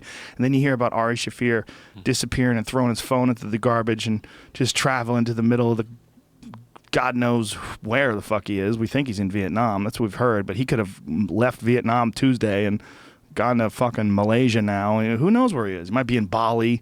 He might be doing some fucking psychedelic ritual with some monks on the top of a temple right now. Who knows? Gone for like 3 months now, Yeah, right? yeah. That's insane. It's great. It's awesome. But I don't want to do it. I mean, but to someone who looks at life, like if I was miserable and I looked at his life, I'd be like, God damn it, that's what I want to do. That's what I want to do. So I think when people just aren't completely comfortable with their life, Jim's problem, one of Jim's problems is he's very smart. And when he's thinking, he's constantly thinking. So he's constantly obsessing about things. So you see him like going over all these variables. And that's one of the reasons why he'll cry at movies. It's also one of the reasons why, like he'll go over all various aspects of himself. We're talking about how smart you are. And that it's a problem. Do you how to pee? I'll be lucky. I'll have to go again. My bladder's weird.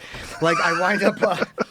Well, it's already 3 o'clock, so you made it an hour and a half in. We're an hour and a half in. Yeah. Oh my God, dude. Oh my God. I pee so much that then when you hold it for a little while, then your body doesn't release it all. My bladder's a fucking nightmare. But my apnea is so bad, I wake up and have to piss a lot. But I think that someone told me that's your body waking you up so you don't suffocate. Like when you're not breathing, your body's going, breathe, breathe, and and then your body will send the signal, piss, and that gets you up and you go to the bathroom. Yeah. I've heard that. I don't know how true it is, but I couldn't be pissing that much. Well, if you drink a lot of water, you would be. I piss sometimes in the middle of the night. I try not to drink at night, but I get thirsty. Yeah, me too. And when I get thirsty, I'm like, I'd rather have a drink of water now and get up in the middle of the night to pee. I love a good beverage. Yeah, why not? I know, treat myself. Or something like 70% water or some shit. I know, but it's making my life almost to the point of being unmanageable. I saw Logan with a girl, and it's just I'm not kidding when I tell you I went to the bathroom 12 times. It's embarrassing. During the movie? During the movie. 12? Yeah, I have a couple of coffees. Whatever. I've had sonograms on my fucking bladder. 12? Yeah, maybe. How long was the movie? 2 hours, 2.5 hours. That's insane. It's crazy. I've checked. So you left every 10 minutes? At one point, towards the end, I did, yeah. If it's a 2-hour movie, that means you left every 10 minutes. Yeah, I mean, it's without exaggeration, yeah. I piss. When I'm on a roll, it's nonstop. The girl must have been like, what the fuck is this guy doing? She knows me. I told her, like, I pee a lot. I always got to sit in the aisle. I flew to L.A. The first time I went to L.A. was and Patrice and I were on a TWA flight. And I was in the window and he was in the aisle, for maximum comfort. And fucking, I pissed so many times. And this is 94, 95. And Patrice said to me, you got to get checked for diabetes. I think you're diabetic. And he was diabetic. So he fucking freaked me out. So I went and got checked. I've been checked multiple times since then. I'm not diabetic. I've had my bladder like sonogrammed and like the size of it and different checks. And they said, no, it's a normal size. You just pee a lot. You got a lot of thinking going on, Jim Norton. I do. Too much, right? I can't. It's too much. That's one of the things we were talking about. You think a lot. I mean, it's because you're smart, because you're taking in variables. There's a lot of variables involved. I always used to tell that to people that were my students back when I was teaching Taekwondo, and they would go to fight in tournaments, and they'd be really nervous. And I would explain that the smarter you are, the more nervous you're going to be. And that's just part of reality because you're aware of the variables. The stupid people are not going to be aware of all the possibilities. In their eyes, in their mind, everything's going to go great. Right. And that might be good if it goes great, but it might be terrible if it goes wrong, because then the reality gets shattered. Because they can't handle the fact that what happened, I didn't see this coming. Exactly. Whereas I'm always prepared for the fucking floor to fall out. Yeah, exactly. But you might be prepared too much. You might be thinking too much about all the different variables. Like, you're probably it seems right. like you're like the whole worry about your arm when your arm's fine right now. Yeah, it is. Right now it's good. But then, like last week I was there, or 2 weeks ago, I was doing these curls, and I started. Why are you doing curls? Who's got you doing curls? My trainer, I think I asked her I wanted to do them. Are they not good? Nah.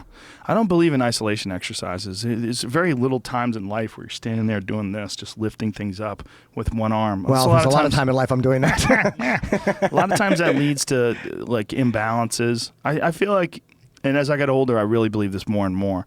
And the more really good trainers that I talk to, the more they sort of harp on this exact same thing, is that you should treat the body like a unit, like it's one large unit.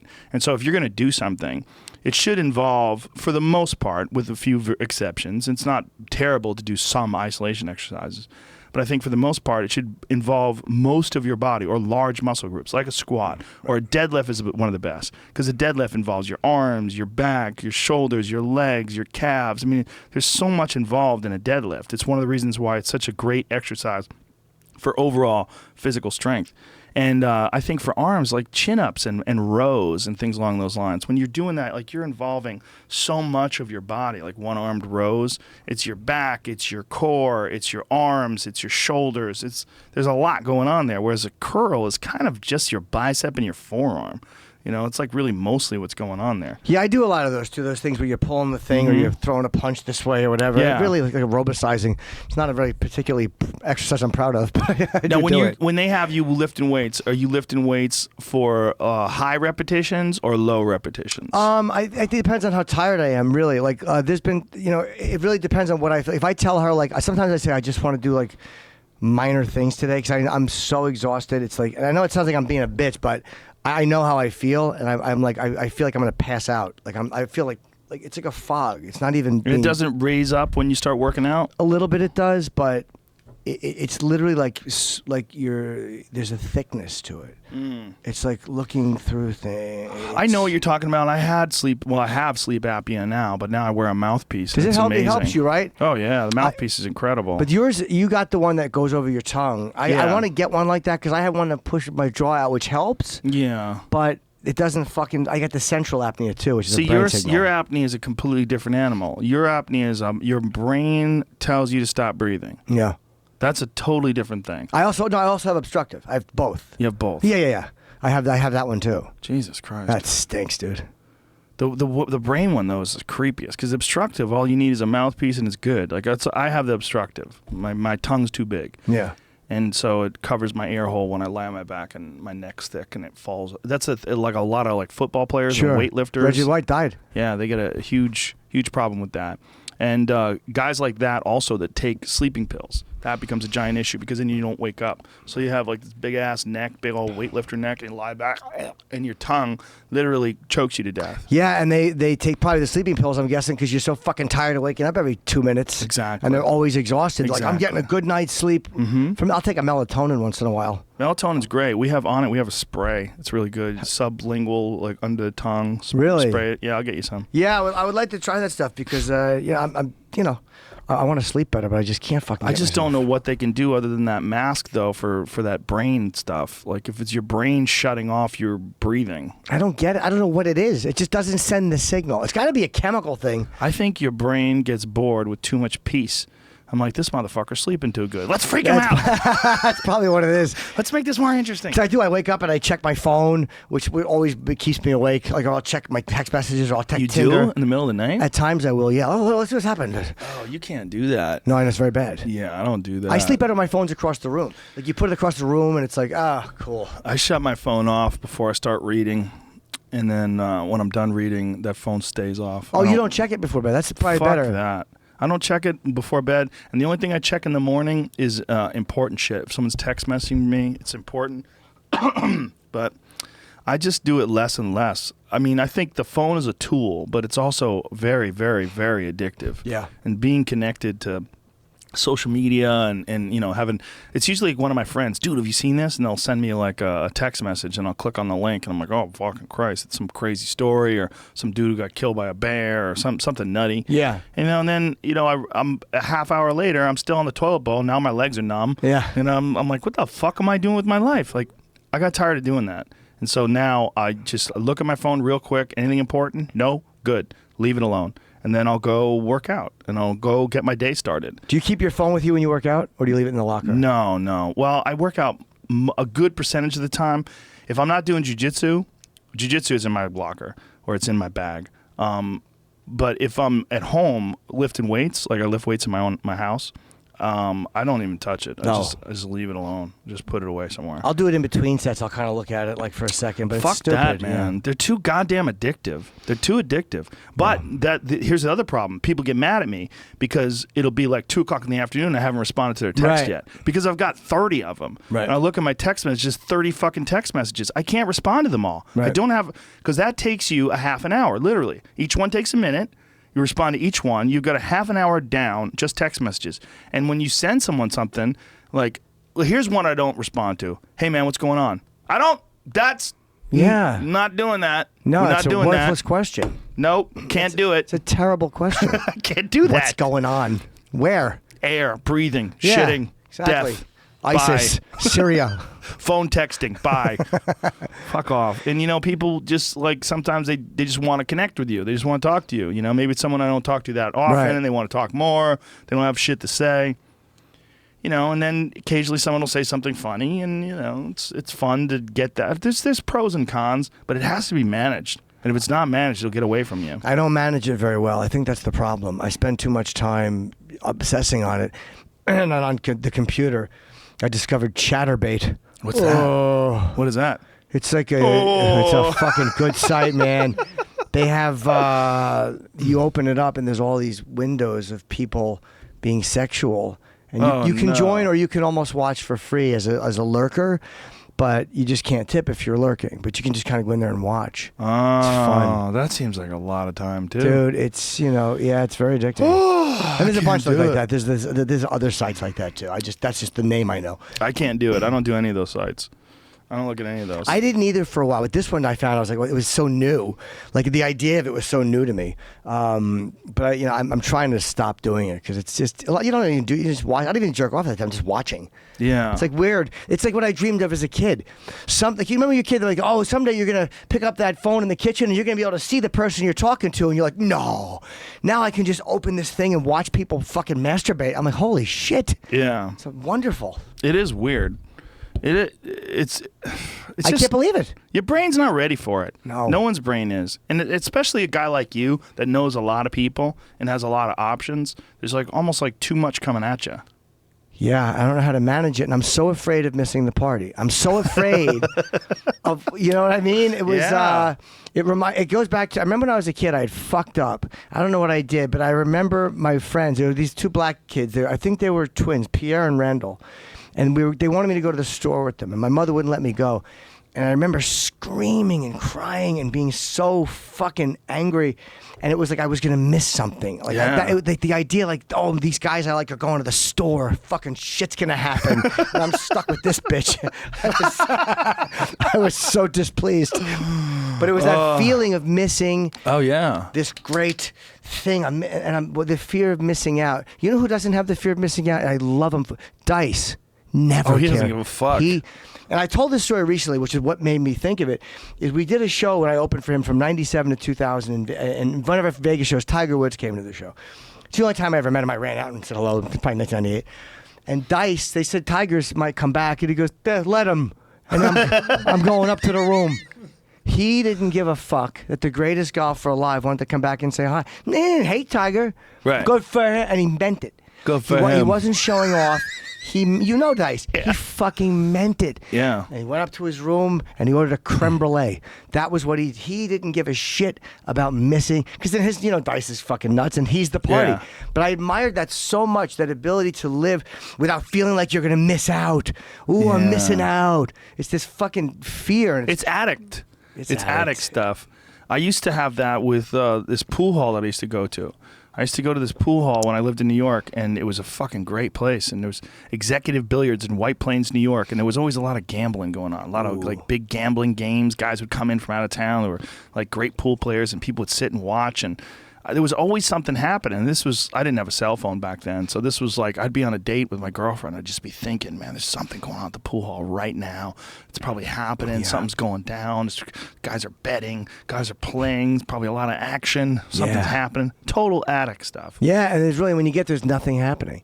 Sometimes there was, though. That's the problem. Yeah, once in a while. But it's the one time there is. It wipes out the 40 times there wasn't. Yeah, it does. It does. It makes it worthwhile. It's like fishing. You can go fishing 3 days in a row and not catch a goddamn thing, go, goddamn, fishing sucks. Yeah. And then one day you hook a giant salmon, you're like, holy shit. It's another year of fishing because that Yeah. one time, it's Yeah. weird how the one time it works overrides all the times it doesn't. It's not rational, Oh, yeah. but I live my life like that. Like Well, that's like people going out trying to get laid.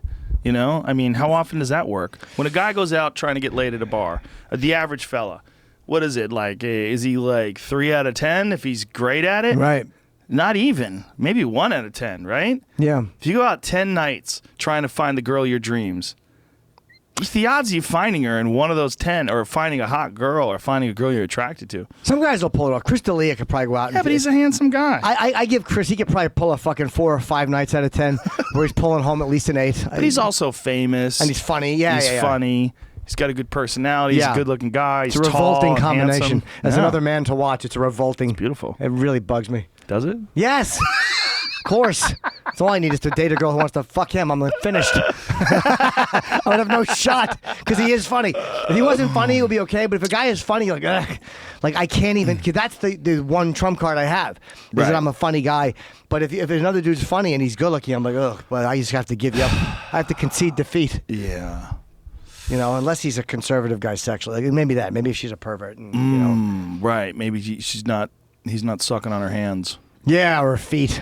I'm not even that big on feet. I just found them later in life. I just think it's fun to talk about because people talk. But I'm not a big foot guy. But I do ask the size of feet.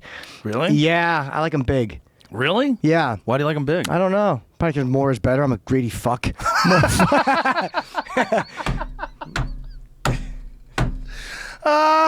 That's Oh, did you lose the sound? yeah. What Yeah, happened? unplugged the. There's a little thing there that has to be plugged in. You Oh, I popped probably out. knocked it out. Yeah, But we need to fix that with our next setup. No, I didn't fix it. I'm sorry. We'll get it. Did I break it? Oh, I just There we knocked go. that out. Yeah. It's cool. I'm only doing radio Let's since 2000. tape that. There it is, tape. It is taped. Yeah, damn, that's you're better. so violent. Yeah. Pulled the tape free. I just uncrossed my legs. I uncrossed my legs improperly and broke the equipment. So yeah, that's the one ace in the hole I feel like I got, and fucking. I don't know, but I want it to be like life is fun, and I wanted, I kind of wanted to not settle down, but I wanted to see somebody regularly. Yeah. When was the last time you did that, though? You had a girlfriend for a while when we were doing the Virus tour way back in the day. What was that like? It might have been 10 years ago. That right? was 2006 and 7, or 7 and 8 maybe. I had a girlfriend back then. But after that, I dated a girl seriously, too, for Yeah? a few years. And we broke up. It was just too much fighting. I'm difficult. She's my best friend. I still talk to her all the time. We just don't date anymore. Yeah. I haven't slept with her in 5 years, but we're still, like she's a great person. Too much fighting. Too much fighting, and I'm What to do you blame. fight about? Everything. I like the arguing thing, but I get obsessed with feeling like I've been wronged or humiliated. Oh, really? It's that whole, it's crazy. It's that whole thing. But do you realize that you're obsessed with it and it's not real while you're doing it? Yeah, like if I had to write it down, I could write it down, but it doesn't change because I got addicted to feeling shitty. Like I used to trap girls, right? I would have a girl tell me, like I would make them tell me if their ex-boyfriend's dick is bigger than mine. Okay? And let's be honest, the odds were not bad that would be the case. And you would trap them, and then you would get upset that they had brought it up. Or just it would give me an excuse to hate myself and Whoa. feel bad about myself and like I'm worthless. And then that way there was nothing they could do to make me feel better. It was like this self-fulfilling prophecy. And then I dated a girl one time whose ex-boyfriend had a giant dick, and she told me that before I dated her. He said it was like it was. And she had a video fucking him. Uh-oh. And she's like, you're not going to want to see that. And the way she said it was so sexy, like, ooh, naughty girl. I wanted to see it. Right. And I made myself watch it, and it turned me on Whoa. to see her like that. Like, to see her being dirt. Like, I took something that I was going to torture myself with, and I'm like, fuck it. It was almost like you throw your hands up and you go with it. Like, instead of, like, being ashamed and feeling bad about myself because of her past, take a woman's past and just make it a dirty part of her that you like. So then I never gave a fuck again about her boyfriend. I don't care who you dated before me now. Really? Right. His dick was bigger? Good for you. Let's hear about it while I'm eating your pussy. That's what I like. Tell me all about it, hon. He would do better, wouldn't he? It's fun. Then it becomes a fun thing that you can fetishize and make good, and then Right. they don't ever have to feel embarrassed about their past. Like, oh, I can't tell this guy that. That's a rare girl that'll show you a video of another guy fucking her. Yeah, but I bugged her for it. But I kind of knew at that moment. I knew at that moment that it was a make or break, because I had done this my whole life with girls. I had set up these scenarios where I was going to lose and they were going to be fucking, I was going to purposely put a wedge in between that wasn't necessary. And I didn't want to do it with this girl because she was super sexy and funny, and I just knew it was dumb. So I made myself sit through it and see how I felt about it. And I was able to turn it into like pornography, and it was okay. And when you said that you knew that you were doing it while you were doing it, like you knew you were sabotaging it while you were doing it? At times, yeah, but not until after, because I got addicted to that feeling, that burning feeling in the pit of your stomach when you're feeling like you've been cheated on or you've been wronged. It was just a stupid... It was like a drug. It was like a fucking a familiar feeling. So you were actually addicted to feeling disrespected and wrong. Shitty, and yeah, but not in a sexy, fun way. Like now, a good dose of humiliation makes me crazy, but in a fucking Really? it turns me on. Yeah, it's fun. It's different. It feels unique. That's so weird. Yeah. I love it. Does anybody relate to that when you're telling other, like your friends? A lot of people do. Oh my Really? God! Of course, sure. A lot of people like it. They like humiliation or whatever. They like whatever it is, or how many guys, and plus the women. A lot of women enjoy it too. They love telling you about that stuff because it's fun. It lets them be who they want to be. Right. And they don't have to. They don't have to feel like, oh, I got to pretend I'm this way or that way. I don't give a fuck what. The worse you've been, the more you're going to be happy I walked through the door. You know what I mean? Because there's going to be nothing I do that's going to surprise you. Right. So that's what I kind of like. Is like I want somebody. That's why I seek out people in the sex industry. I think. Because I have no judgment on it. Like if you do porn or if you've escorted, because I feel like you're not going to judge me. I feel like whatever you've done, like I'm okay with it. Yeah, that's really important because the real issue is someone judging you, right? Yeah. You know, someone deciding that what you've done is wrong. I ended a relationship one time. There was a girl I was dating, and she was one of the girls I met who didn't know my past or my history or the things I've joked about or talked about or said that were true. I made sure they were jokes for a while, but of course they're true. Which was, and I had to tell her a couple of things, because it's Googleable, right? And she's trans, it's gonna come up, and there's no way around it. Right. So I talked to her about it a little, This is post nuptials, post sex. Have you had we sex? fucked?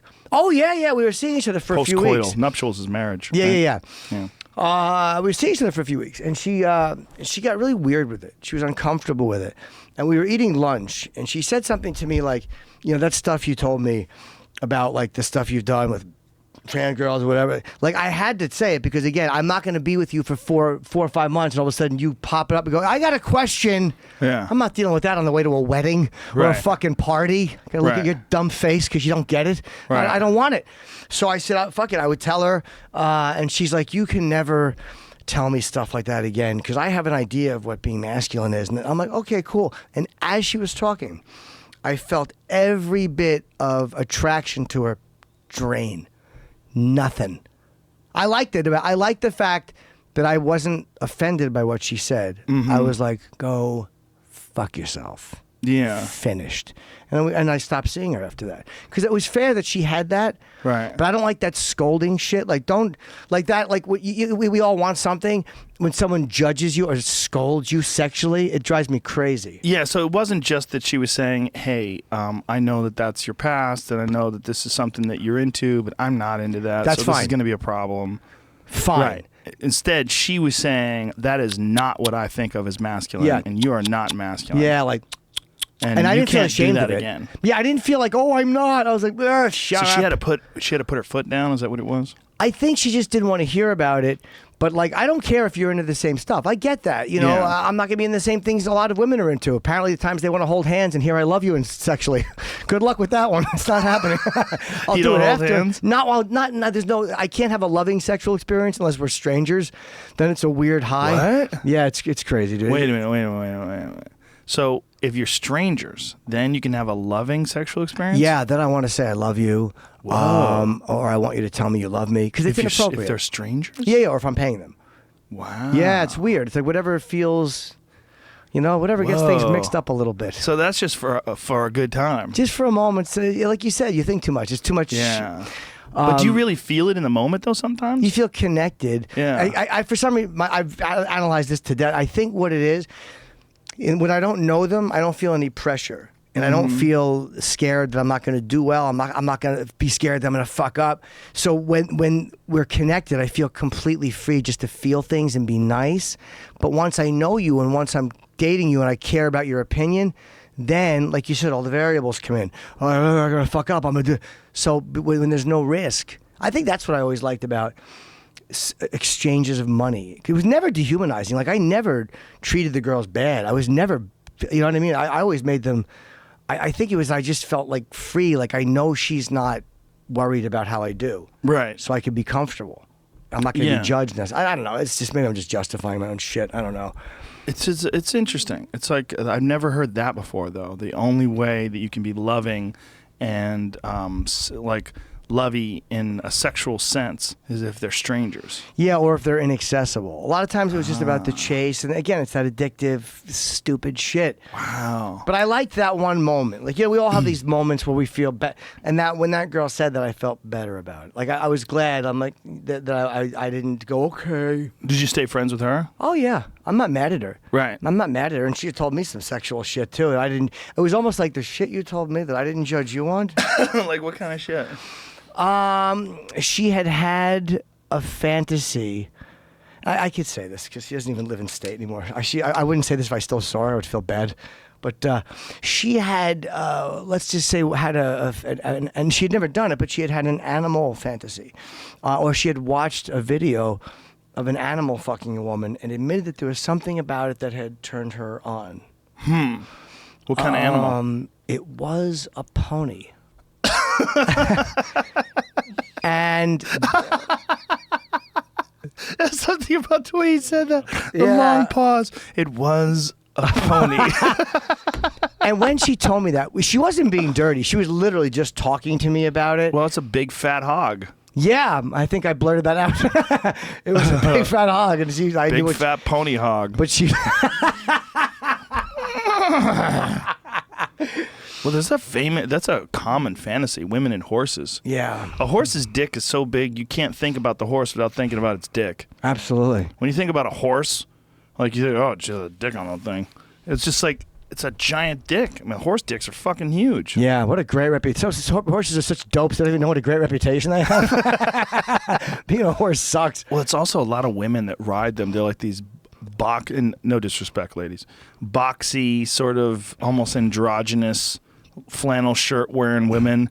They like, you know, they lose their feminine shape and they get thick and they just ride that horse. And I always feel like they're getting some sort of a vaginal stimulation by just the constant clop, clop, clop, clop, clop, Yeah. clop, clop, clop, clop, clop, clop, clop.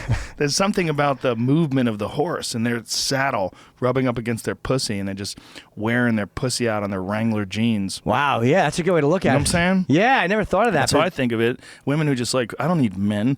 Just ride this horse and come 3 or 4 times as it goes up a hill. Yeah, this giant beast with Keep a cock. going. Keep going. Oh, Jesus.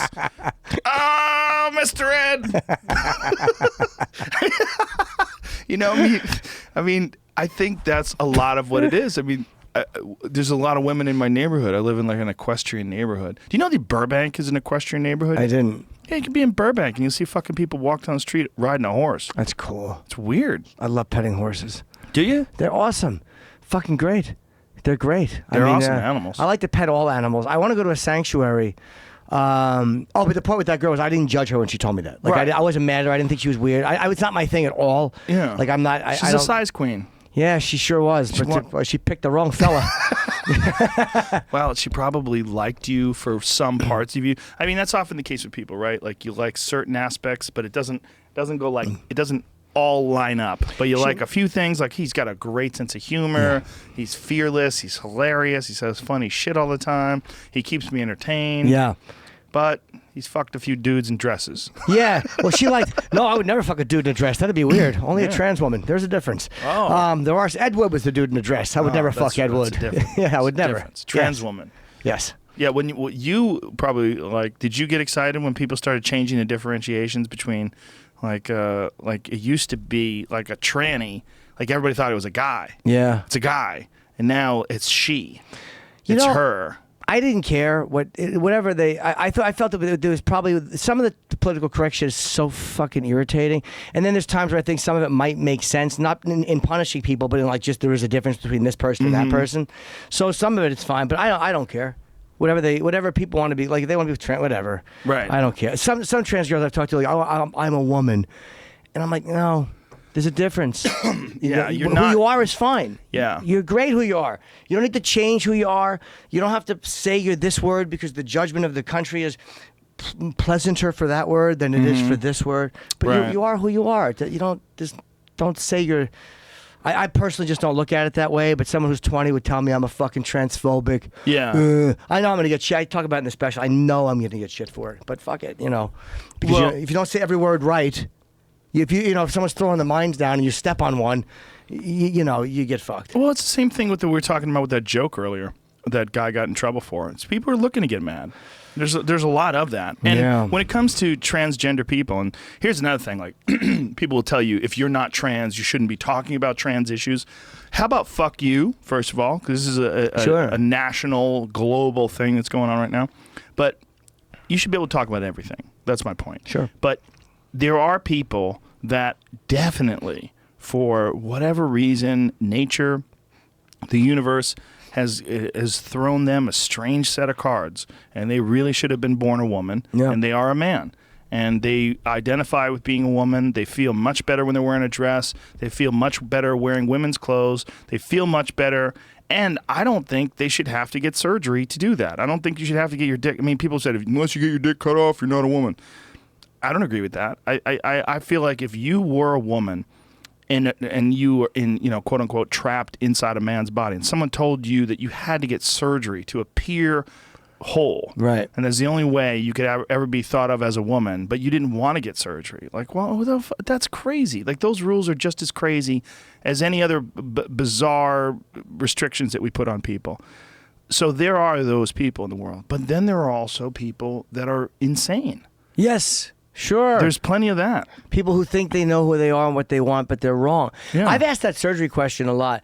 I'll ask, like, why do you want, if you want to get this SRS, and I'm genuine, sexual reassignment surgery. I'm genuinely curious. I'm not asking to be like, you said explain. It like everybody would know what that meant. I that's know. how deep into the world you are. Please, in my world, that's old hat. That's like human resources. I got to go talk to HR. Yeah, I forget sometimes. CIA, FBI, SRS, normal shit. I poke my head out the fucking cave once in a while. I'm like, really? Everybody isn't talking about this? All right, back I go. SRS. But I've asked about it, and I'm like, I'm genuinely curious to what you say. Like, I don't know the answer to it. So I'm like, do you want it? And sometimes the answer is like, I think it will feel better. And that's one thing. And then other girls are, well, this way I can go swimming. And I'm like, but those are all outside things of other people's judgment. Right. That's not like I feel a certain way. That's other people will look at me more this way. So that's a dangerous thing, I think. But if it's going to feel better and this is how I want to be, that's one thing. And they can't come, though. That's the other thing. There's no orgasms, right? I don't know. You get your dick removed, I'm pretty sure the orgasms are done. I've heard different answers from different people. So I don't know the answer. Isn't it funny that that's terrifying to people as a thought, to no longer be able to have orgasms? Like, how many orgasms do you even have in a week? I mean, if you have like 4 or 5 orgasms a week. I know. It's not that many, but it's not. Considering the 24 hours in a day, all the moments in a day, the few moments, the 30, 40 seconds of yeah. That's so important to people. The lead up to it's fun though. Like I like to. I get addicted to the lead up, and that's where you can keep going for a while. You were the first person to tell me about edging. I Oh, didn't really? know about edging. Oh yeah, it's great. I never heard about that. Like where you would get close and then stop, get close and then stop. It's awful. It really is. I wish I didn't do it because then sex becomes this weird thing. But I get addicted to doing that, and when I don't do it for a while, then I just kind of feel normal. Yeah. Now, when you do a show like this and you get real open about this kind of stuff, do you get a bunch of freaky chicks just start bombing on you? I think because again, with on the radio show in the morning, there's enough people who know me, or it's not surprising to anybody. I was talking to this girl on Instagram, and she was trans, and I was following her, and she wrote me this private message, and she's like, I didn't even know who you were. I had to look you up. Which is weird. Like, all right, fine. I didn't say, hey, look, it's me, kiddo. Well, they're trying to shoot you down a little bit. For no reason. I didn't do anything to her. Well, it's natural. And then she's like, that bit you did on Strap On is very disrespectful to trans. I'm like, Oh. first of all, it's a true story.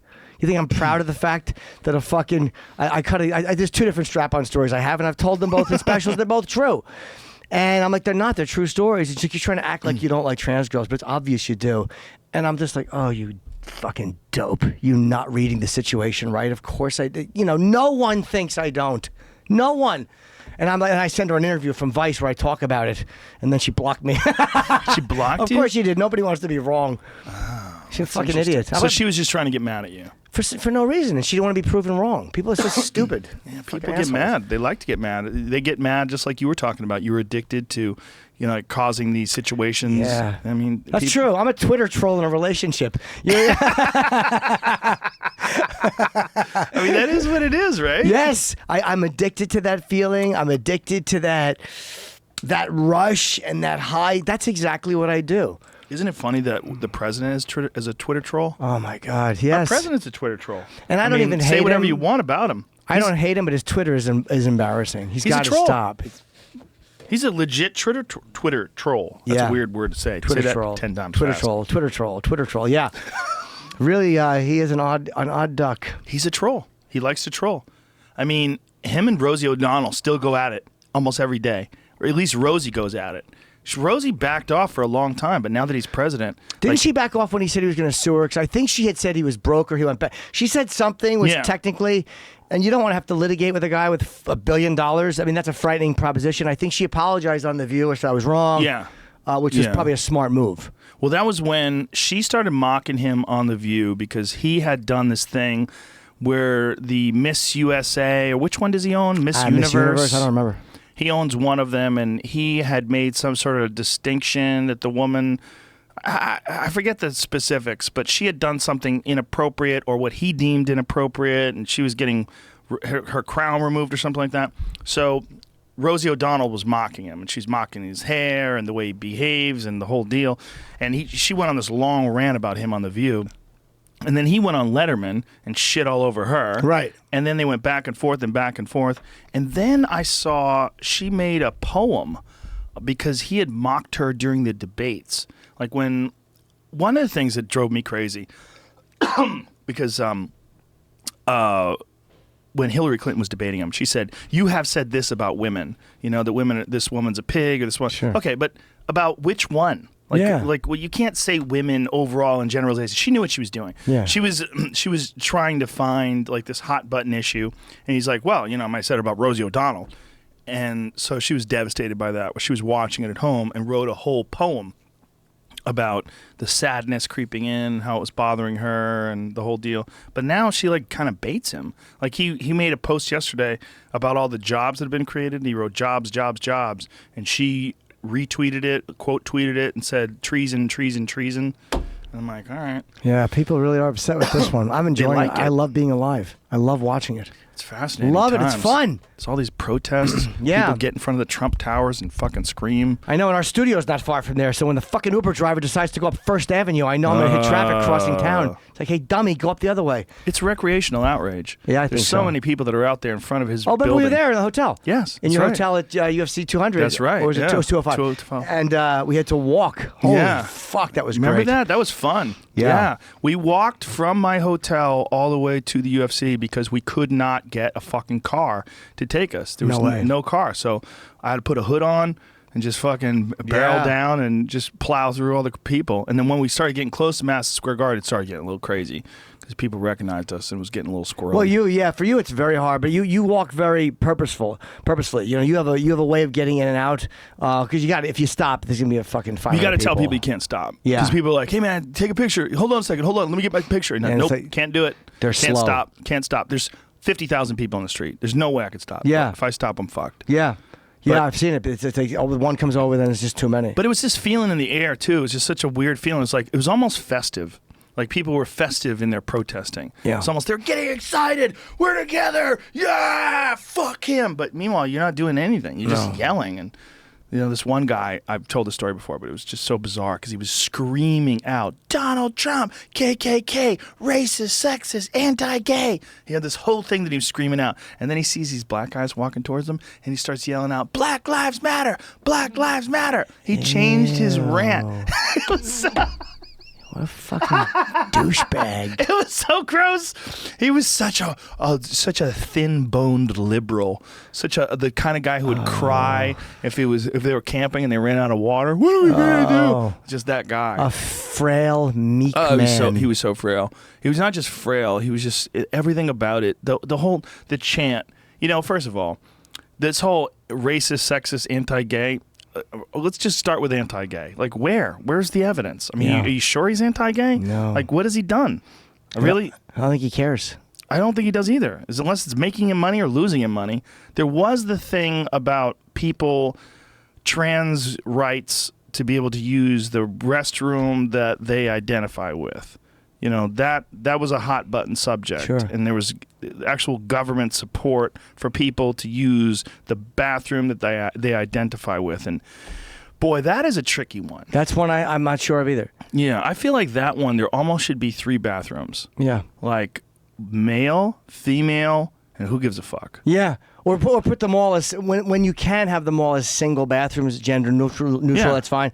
But then businesses go, yeah, but we have a man in a woman's room, and it's like, we just established these are the bathrooms. Now what? You want us to pay $100,000 to have a new bathroom put in? Like, and there were a few cost. people that were arrested, a few guys who were arrested for saying they were transgender and they were peeping and taking pictures of women. Yeah. And, you know, it's like, there are creeps out there. And that's scary. Yeah, I mean, and then people say, and rightly so, well, those creeps should be punished on an individual basis.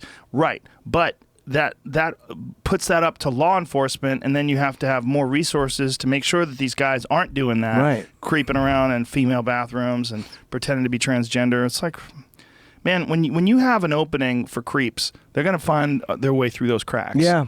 And that's not necessarily saying that because of creeps you should punish transgender people, but it's one I'm not sure of the answer to. No, and I just don't know the answer. Like I don't like the law that they made. Was North Carolina? I think that's a little shitty.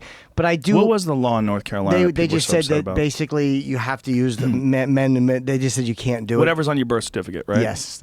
But can't you get that changed? I think you can get your birth certificate changed. That I don't know. I don't know the answer to that. But see if you can. Can you get the gender on your birth certificate changed? Google that. I think you can. Maybe. I think you can. But is there a legit complaint, like if women are in the locker room and someone is legitimately trans, is it odd for them to see somebody walking around with a cock? Like, I could get where that would be weird, and without being transphobic, it's just not something you expect to see in a ladies' room. Majority of states permit the name and sex to be changed on a birth certificate, either through amending existing birth certificate or by issuing a new one. Many states, however, require medical proof of sterilization by sex reassignment surgery. What? Proof of sterilization by sex reassignment surgery in order to warrant a gender marker change. That's a weird... Yeah, you got to get surgery for the state to agree with you? But not just that, sterilization. Well, by sex, so you're sterilized by the reassignment surgery. I know, but that's a weird way of describing it. Many states, however, require medical proof of sterilization because guess what? Female to male does not make you sterile. Like when women start taking male hormones, like there was this guy with a beard and he was breastfeeding. It was crazy. Oh, He had gotten pregnant, gave birth, and was breastfeeding. And then people were saying, well, what is this kid getting? Like what's going on? I mean, this guy's taking exogenous hormones, and this kid is sucking on his tits. Like, yeah, I wonder. I don't know. Maybe it's not bad for the baby, or maybe he stopped. I have no idea. Yeah, that's where it gets a little dicey. And you know, like there's bigots in the country, but it's like other people. It's like, all right, we're trying. We're not. This is a tricky one. People are just trying to learn what it is and get used to it. And science is not even 100%. So, give people some fucking time to adjust. Like everyone who's not 100% on board is not trans fucking phobic. Yeah. Some people are. Some people But are. learn to differentiate that just because a guy says tranny sometimes and not trans doesn't mean he hates trans people or is transphobic. Right. Learn the difference. When you're labeling everyone who's not 100% on board transphobic, you lose so many people who would be on your side. Well, I think like many things with human beings, people are messy. Yep. There's messy realities to all of us. And I think that's what's going on with the whole transgender issue too. You know, I mean, people are messy. You know, it's just the whole thing is we're weird, man. Everything about us is weird, from education to marriage to gender relations to the roles that we choose. Right. Like there was some fucking tweet that I saw today. Smashing social justice. This is what it was. Go to Smashing Social Justice on Instagram, and this just shows how bizarre the way people think. There was a line in front of the women's room and no line in front of the men's room, and I think the quote was, "More subtle patriarchy bullshit." 20-minute line in front of the women's room, no line in front of the men's room. Like, no, that does nothing to do with the patriarchy. That has to do with women need an individual stall. It requires more, more space. Yeah. Oh, no account? Account's private? It's a private. Oh, wow, how weird. They're probably getting a lot of Why don't hate. you request to join? You fuck? You got locked out? What? I'm not logged in on this web browser. Oh, okay. That's interesting, though, that it's a private account. Must be they get hated on by people. That's funny.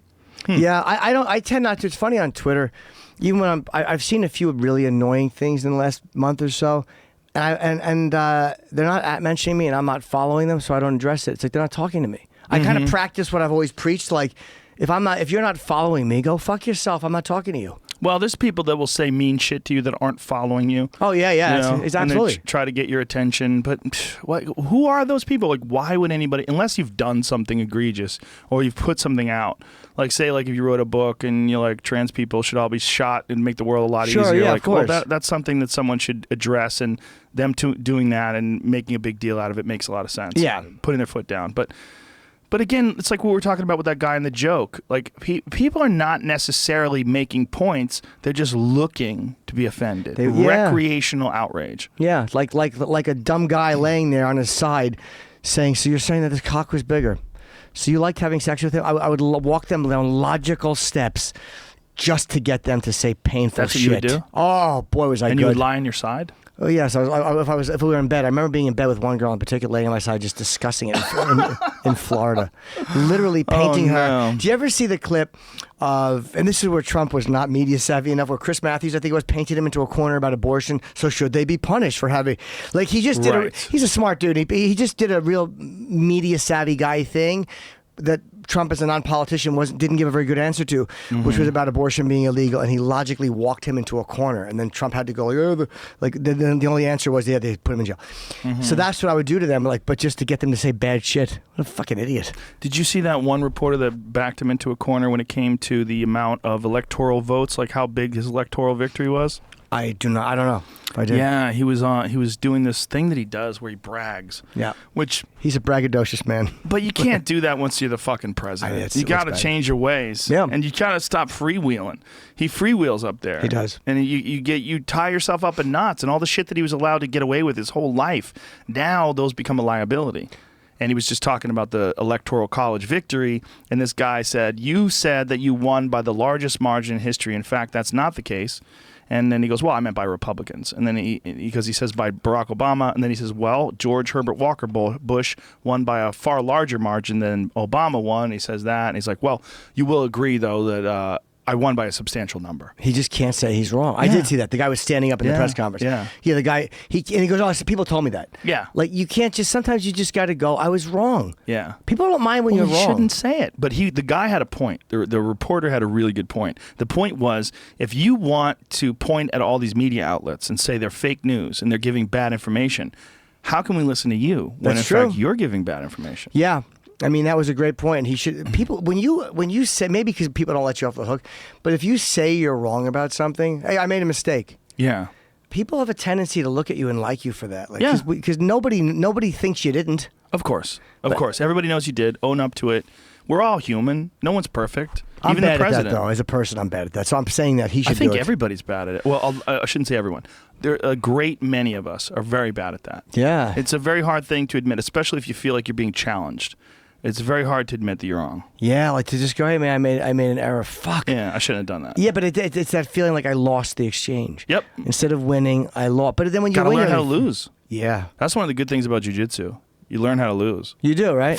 You have to. Because everybody's tapping you. Get tapped all the time, especially in the beginning. Yeah, I said I'm going to take jiu-jitsu, and I'm only going to take it until I get tapped. Then I'm finished. Then you're taking it for one day then. Yeah.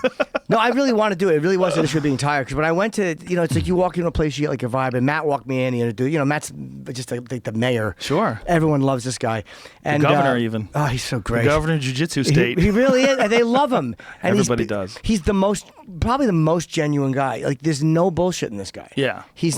I love Matt because he hates bullies. He fucking hates bullies. He's one of those guys who just doesn't tolerate a guy who's... Well, he's a short guy. Probably people fuck with him when he was younger. Yeah, he said that too. He got picked on, and he just can't stand it. That's a lot of guys. That's what leads them to martial arts in the first place. George St. Pierre, the same thing. Just tired of being bullied. Yeah, tired of people fucking with him. Well, he walked me in Henzo's place, and I really liked the energy in there. The people he introduced me to were so nice. So it's something I'm going to do. Well, Henzo's place is, sorry to interrupt you, but this is one of the best places in the world, and it's in your neighborhood. I know. It's not far. It's a few minutes. It's one of the best in the world. People travel from other countries to come and train at Henzo's. They do. 100%. John Donaher.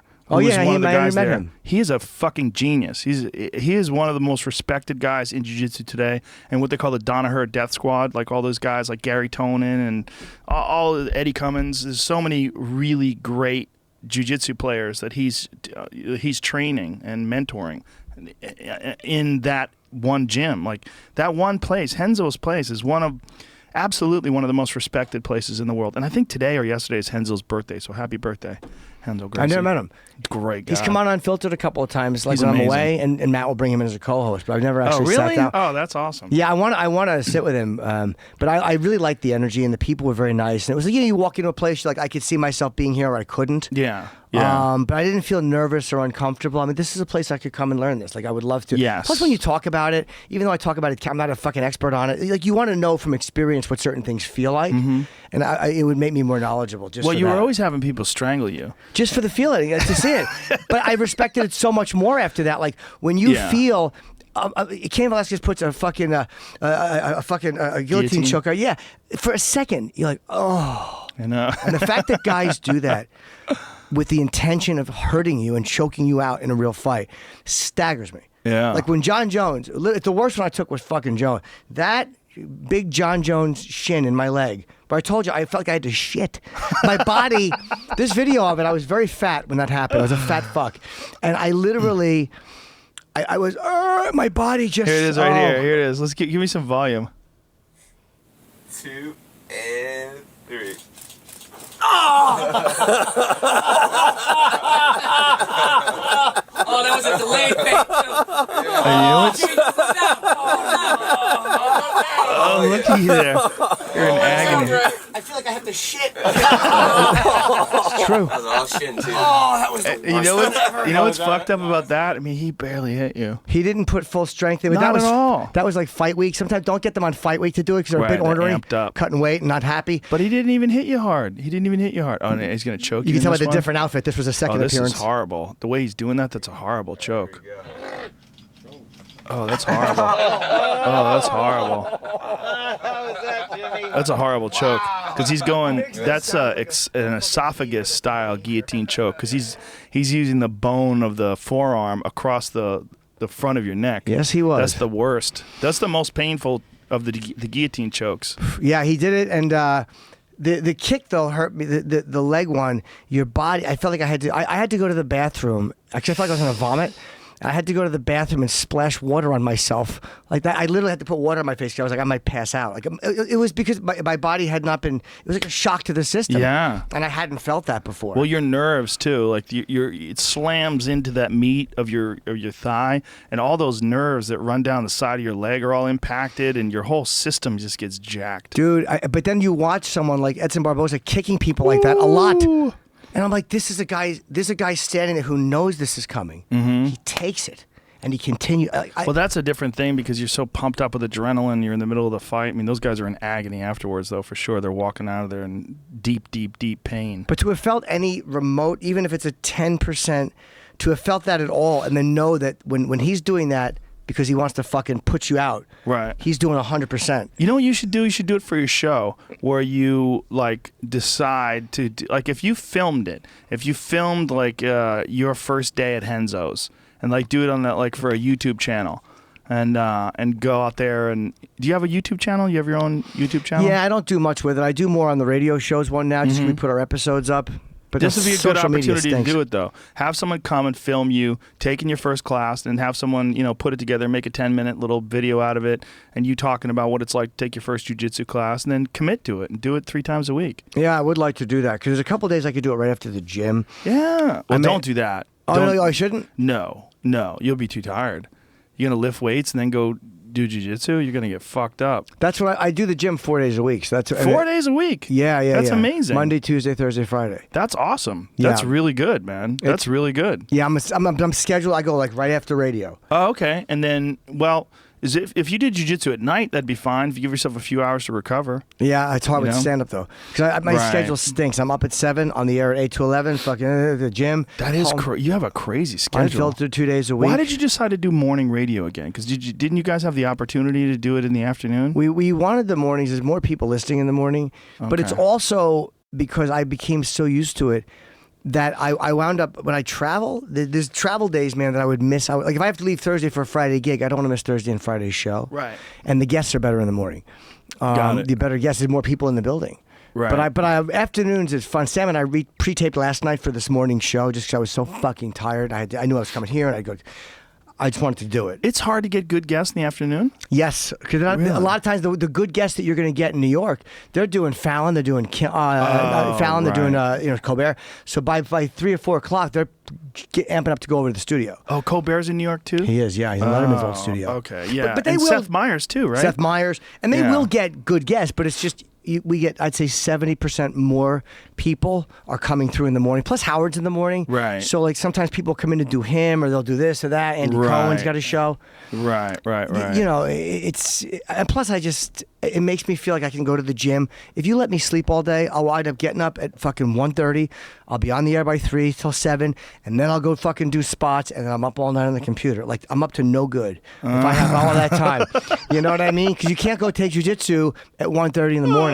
If that was an option, Right. I'd do afternoons.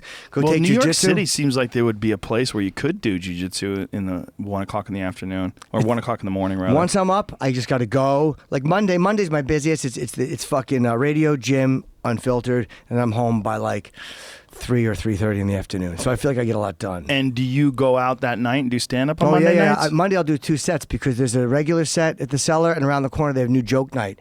Will Sylvince runs new joke night. It's a great show. Oh, nice. So how many nights a week are you doing stand-up? 6 or 7. Whoa. Yeah, almost every Damn. night. Wow. Because I'm working on because the special comes out today. Oh, that's right. And Yeah. I shot in December, so I've been since December working on material just to get it. So now if I Right. go out, I got a new 35. You know, Right. I just drop it as soon as I'm done. I shoot. Yeah, I'm me sick too. Of it. Just sick of it, right? By that point, you're like, oh, yeah. enough. Jerry Seinfeld did the Improv the other night and did 20-year-old jokes. Did a set, did a couple of new bits, and then he did jokes from like 20 years ago. Did he really? Yeah, and a couple of my friends were in the audience. They're like, what is he doing? Like, why is he doing these jokes that everybody knows? And I guess in his eyes, they're like classic songs. Yeah. You know, it's like you go to see the Beatles, you want to hear, I don't know why I said the Beatles. They're all dead. Yeah, pick someone another better one. Leonard Skinner. Guns N' Roses. They're dead too. But if you go to see, whatever, who the fuck it is, you expect to hear the classics, I Yeah. guess. Maybe it's different when you're a guy from a different era. He's from a different era than we are. Well, plus songs don't have to catch you off guard. Jokes do. That's why jokes don't work forever. Right. Because a song you hear and you become familiar with and you learn the lyrics, you know. Yeah, and you like it. You like it more. You want to hear, songs repeat themselves. Doug Stanhope has a great bit about that. He has a great bit about songs being fucking lazy. It's really funny. You have to hear it. He says like the same punchline over and over and over again, and then I don't want to give away the actual way he sets up the bit, but it's fucking really That's very funny. But And it's true. yeah, but some guys, they don't want to let go of that shit. They don't want to let go of that old stuff. No, they feel well. Jerry has always said, and I don't know him, but I mean I don't know him well. I know him, but he said like he thinks that people come for the act and not the performer. And maybe at one point they did. They want to see your act. I think Leno feels that way too. They come to see the jokes. in a way that's true, but I also think that once they know your jokes, they want new jokes from the personality they like. Yeah, like Seinfeld did that. I'm telling you for the last time. Yes. Where he did a whole hour special of old jokes. Yeah, that he was done with. Yeah, but that was like those are jokes. They were 20-year-old bits, and I don't think that special was well received. I honestly don't know. I don't think I saw it, but I don't understand. I understand why you'd want to do that if you want to make some money. But it doesn't feel good to do it. And when I see him do new shit, it's like his new stuff kills. Like, what the fuck are you doing? Yeah. You know, when he goes up and just starts, working on things, like you see he's a fucking really good comic. He's a great comic. There's no doubt about it. But I think his idea is different than the idea of the current guys. And maybe in a bit, he's like resisting this new trend. Because the trend that everybody does, well, it's Burr or CK or you, everybody releases a special and then abandons the material. I do it. Ari does it. Yeah. Everybody I know does it. And there's a few guys that just don't release specials. They just don't, and they have like really old material. Like I know a few guys that are like really good comics, but they just don't put out specials because they want to keep doing the act. They just don't want to be. They don't want to be committed also to recording like that. There's a lot of pressure to batten everything down and tighten it up, and then get ready to release it. And then ready, press play, record, go.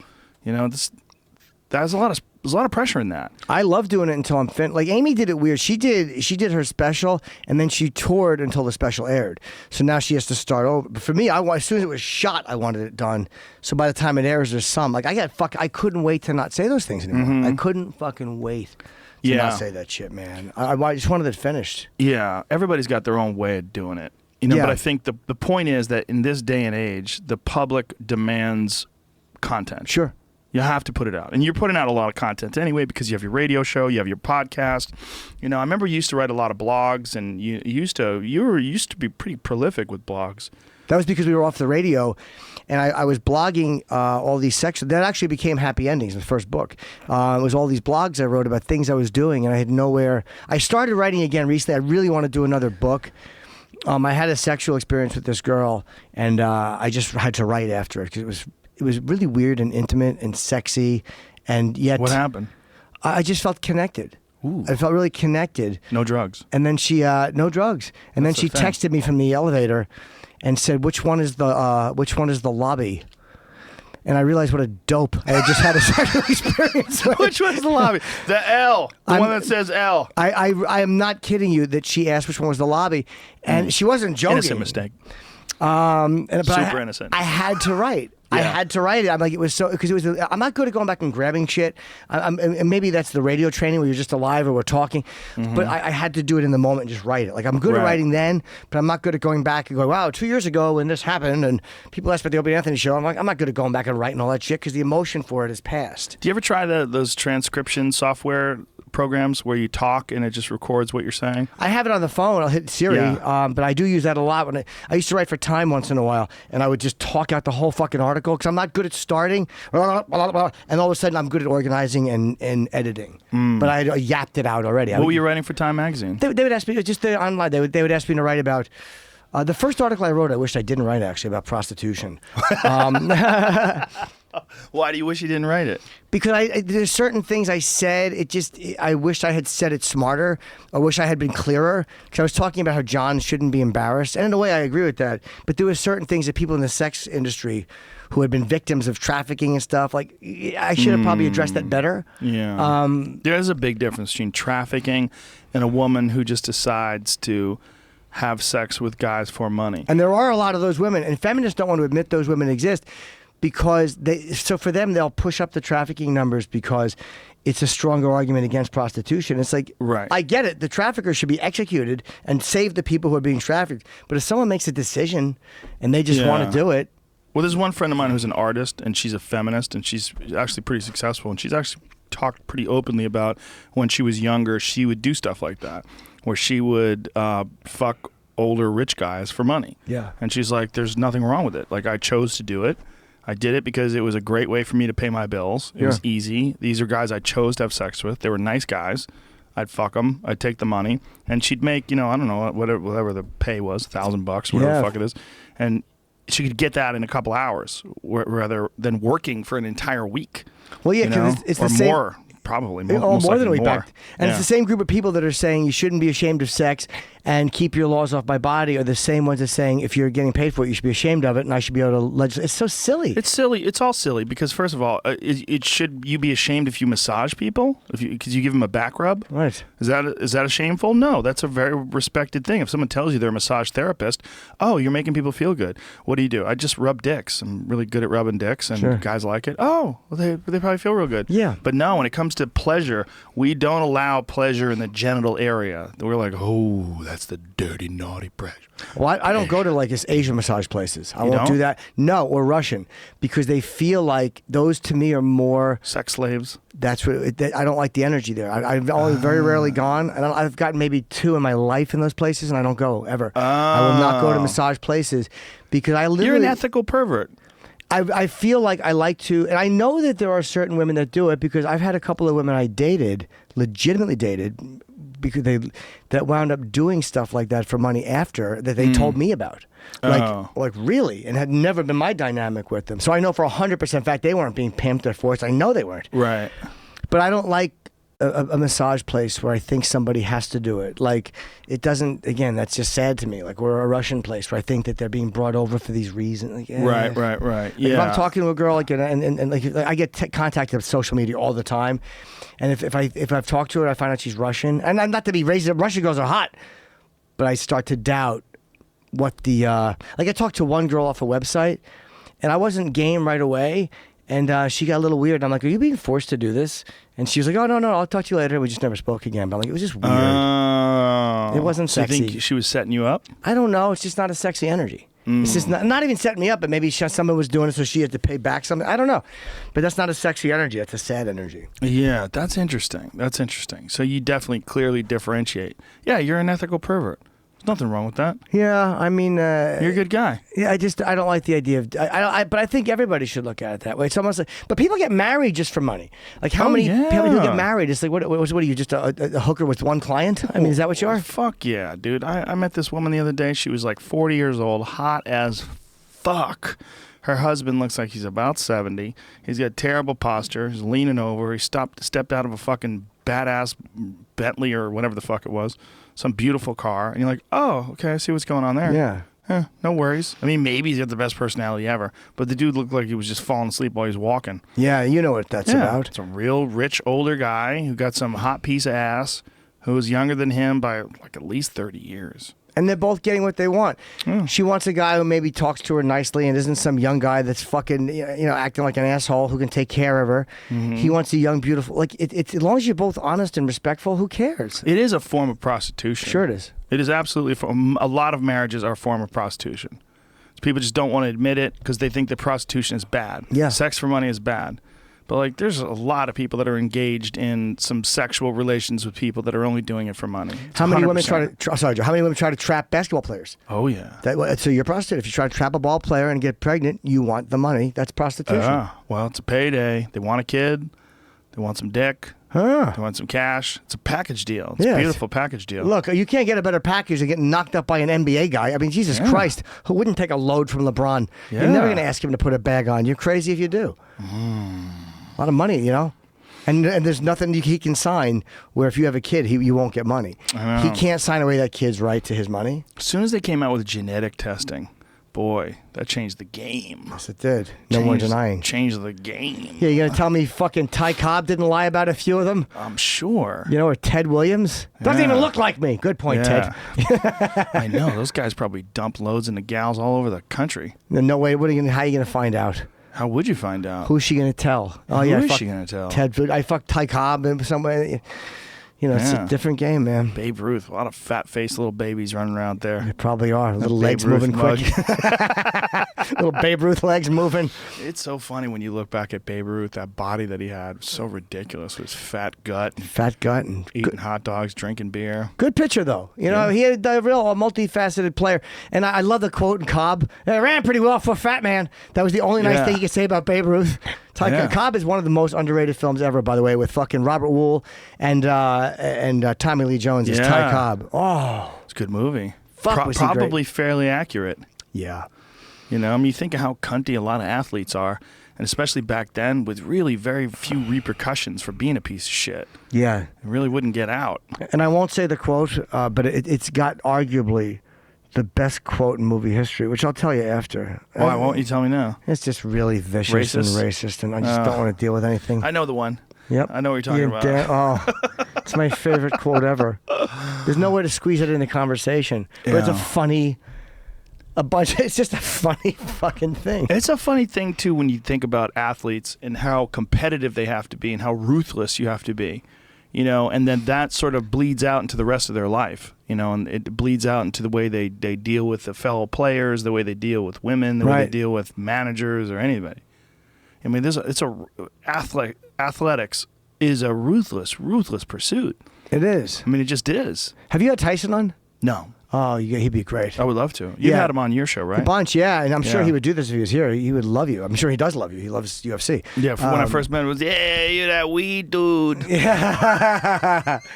Yeah, he's a awesome, but he's a great. You talk about an athlete and just the ups and he's like kind of the personification of everything that can go right and everything that can go wrong, and sort of balance out at the end. I mean, he sort of achieves homeostasis at the end of his life, or What's that not mean? at the end, like balance. Oh, okay. I mean, he's at 50 years old. He's gotten a family. He's got this great new career where he does that one-man show, and it's hugely successful. He loves it. It was a recent article in Sports Illustrated. We was talking about doing that one-man show and how excited he gets to do it and how fun it is. And he's amazing at it, too. And then that documentary sort of revived him, and then the one-man show came behind that. So he's like in this new stage in his life where he's achieved this strange new balance, Like Foreman. They always say Foreman. In When We Were Kings, it might have been Norman Mailer who said he was not a likable guy in the 70s, and then he gets knocked out, he comes back, and he's a lovable grill salesman, funny dude. Yeah. One of my favorite clips ever is him on The Tonight Show. There's a clip of him talking to Johnny Carson in 1990 before he fought Alex Stewart. It's like a minute and a half. It's just a funny, what a lovable, fun guy. He was a different guy when he came back for sure. He became a preacher. Yeah. He ballooned up to well over 300 pounds. And what's really interesting is he made his comeback. I want to say he was 36 years old. And everybody thought it was a joke. He was hugely fat, like way, way, way overweight when he made his first comeback fight. And I remember as a boxing fan, I was like, wow, that's kind of sad. Look at him. And then slowly but surely over time, his body trimmed down and he got more muscle and less fat. And then he knocked Jerry Cooney the fuck out. And when he did that, everybody went, whoa, he is for real. Like, this is crazy. Like George Foreman, not only is he for real, he might be a better fighter than he was when he was young. And he fought. I remember when he fought Evander Holyfield, and he lost. I think he lost a decision. If I remember correctly. Yeah, he did. And I love at the end he said something about this is for people over 40. Hip hip hooray! That was such a great quote by George Foreman after losing. Like what a victory it was for age. It was really. He knocked out Michael Moore. I want to say he was 46 years old. And Michael Moore was beating him and winning, and he hit him with a straight right hand on the chin, and Moore just flattened. It was crazy. I think he was the oldest guy to ever gain the heavyweight title at the time. Who did he beat for the title? Did he beat Michael Moore for the title? I think he beat Michael Moore for the title. Oh, and then he lost it to Holyfield? Is that what I don't remember. I think so. Do I have time to piss one more time? I Sure. got to piss again. Go ahead. Piss one more time. We'll wrap this thing up when you come back. Find out how old George Foreman was when he won the heavyweight title. And here's the thing. I don't think they had human growth, or if they did have human growth hormone, it wasn't really being used by boxers, I don't think. They used to get human growth hormone from the pituitary glands of dead people. He was 45 45 when he won the title? and beat 26-year-old Michael Moore. Wow, Michael Moore was only 26 at the time. Michael Moore was a murderer at light heavyweight. He was like one of the best light heavyweights ever. But light heavyweight was too hard for him to make, so he went up to heavyweight. And that was when he won the title. And then who did he lose it to? Did he lose it to Holyfield? Lost to Tommy Morrison, too. Lost a decision to Tommy Morrison. It was like Tommy Morrison's biggest victory ever. Yeah. And that was like post. The Morrison loss was just before he beat Michael Moore. Really? Yeah. Interesting. He lost to Shannon Briggs, too. He lost a decision to Shannon Briggs. Shannon the Cannon. Let's go, champ. And then I feel like Holyfield was before it, too. The Shannon fight. Oh, it was before it as well. Holyfield loss was 91. Morrison was What is the 3rd, 93. what's the order of June his 7th. fights? So he had the Holyfield loss, the Morrison loss, and then right afterwards he got a shot at the title? Yeah, that's what it says. That's crazy. Why would they give him a shot at the title right The away after 2 Morrison losses? fight was for the vacant WBO heavyweight Hmm. title, and then he won the WBA, IBF, and lineal heavyweight titles when he beat Michael Moore. Oh, okay. A So year Morrison beat him for the WBO title. He lost that decision. A lot of people thought that he should have won the Shannon Briggs fight, I believe. Was it the Shannon Briggs fight or was it the Morrison fight? I'd have to go back and look at it again. I think maybe both of them were controversial. But the Morrison or the Moorer Morrison fight. is an undisputed decision, and Briggs was a mixed MD. Is that mixed decision or what is that? Majority Majority, decision. okay. That was Briggs. Yeah, the Briggs fight was the one I think that was controversial. Who's that Shannon Briggs against? Who? Yeah, about George Foreman. Oh. We're just going over the George Foreman career. Put them up for you. Let's wrap this up. Yeah, this was fun, dude. I always enjoy Always this. a good time, my brother. What do you? I would ask you one prediction because Anthony Johnson against Cormier. I do not have a prediction. I never predict. But I think that if it goes into the 3rd, 4th, and 5th rounds, it's going to be really hard for Rumble to win. Right. I think Rumble's chances of winning the fight come early. He's a goddamn short-term hurricane that rips the house right out of the foundation. He's not necessarily a long, long storm. I think what Rumble does is comes at you fast and hard, and he can go fast and hard better than anybody. It's just really hard for him to go with that style more than 3 rounds. The only time we've ever seen him do it 3 rounds, he beat Phil Davis. He beat the shit out of him for 3 rounds, but Phil Davis wasn't threatening him. It was he was fighting at his pace. He was completely in control of that fight, and he won a clear-cut unanimous decision. Right. Hurt Davis a bunch of times, and it was super dangerous. Also, I feel like Rumble Johnson today is scarier than the Rumble Johnson that fought Phil Davis. But Rumble, when he fought DC the first time, when he fought Cormier the first time, he was preparing for John Jones, so he's preparing for a different fight. Yeah. The fight was a last-minute replacement with Cormier, and Cormier just out-wrestled him. I mean, Daniel's one of the best wrestlers in the sport, period. Out-wrestled him, and then eventually got his back and choked him. I just think that it's a terrifying fight for Cormier because this fucking guy hits so goddamn hard. He's fun and to if you watch. make any mistakes, he lands a fucking nuclear bomb on your face.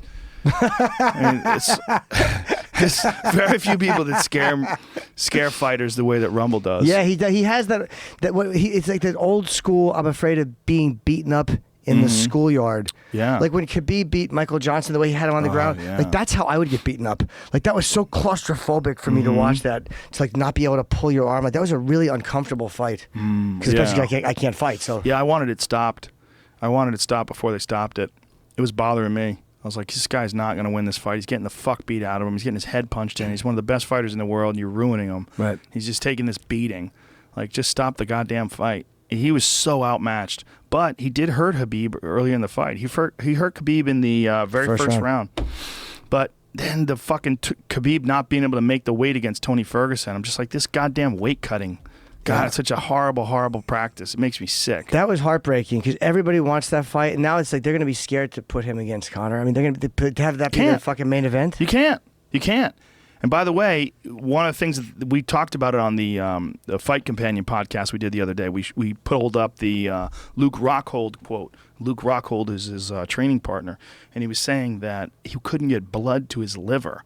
And that was something that was going on. He was in deep pain. He wasn't getting blood to his liver. I'm like, yeah, you fucking kidding me? Like this guy's going to do that again? He's going to lose that weight again after that? And apparently he said that he had the same problem in the Michael Johnson fight. In the Michael Johnson fight, he wound up getting down to 155, but he was having the same issue where he wasn't getting blood to his liver. Like, what the fuck, man?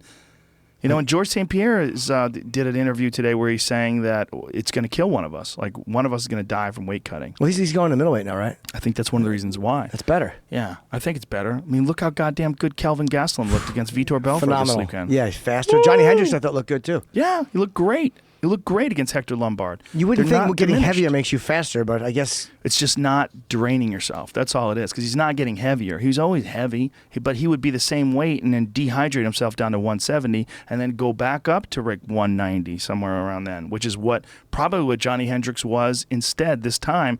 Just lost a couple of pounds, made 185 easy, and then looked fucking great Yeah. against Hector Lombard. I would like to see more guys do that because I think that's so much healthier, so much better, and the performances are better. Look at Donald Cerrone. Donald Cerrone, since going up to welterweight, looks far better than he looked at lightweight. Yeah, I always wonder why they do that. And I've asked them before, and they just say, look, because you're going to be fighting a heavier guy. I like, why don't you just fight at your normal, kind of your weight you walk around at? Wouldn't that be better and not have to cut all that weight and put it back on? It just seems crazy. Honestly, in their defense, I think there should be more weight classes. I think there should be a weight class every 10 pounds. I think if there was a weight class every 10 pounds, it would alleviate a lot of the extreme cutting. You'd have a 145, 155, 165, 175, 85, 95, and then go up like that. I think if we did that, we'd have more champions. It would be more exciting. I think it would be an excellent way to have champion versus champion fights because it wouldn't be that much of a difference. Much closer, in weight. right. Yeah. Yeah, that would be interesting to watch. Maybe they'll do it. I mean, I hope so. 65 versus 75 pound champ, 55 versus 65. There's a lot of fights you can make when you have these big ass super fights. the one guy could go up a little, one guy could come down a little. It's not a giant jump. Yeah, I felt bad for Tony Ferguson, man. That just sucks. It does suck. Are you going to come up to that Buffalo fight?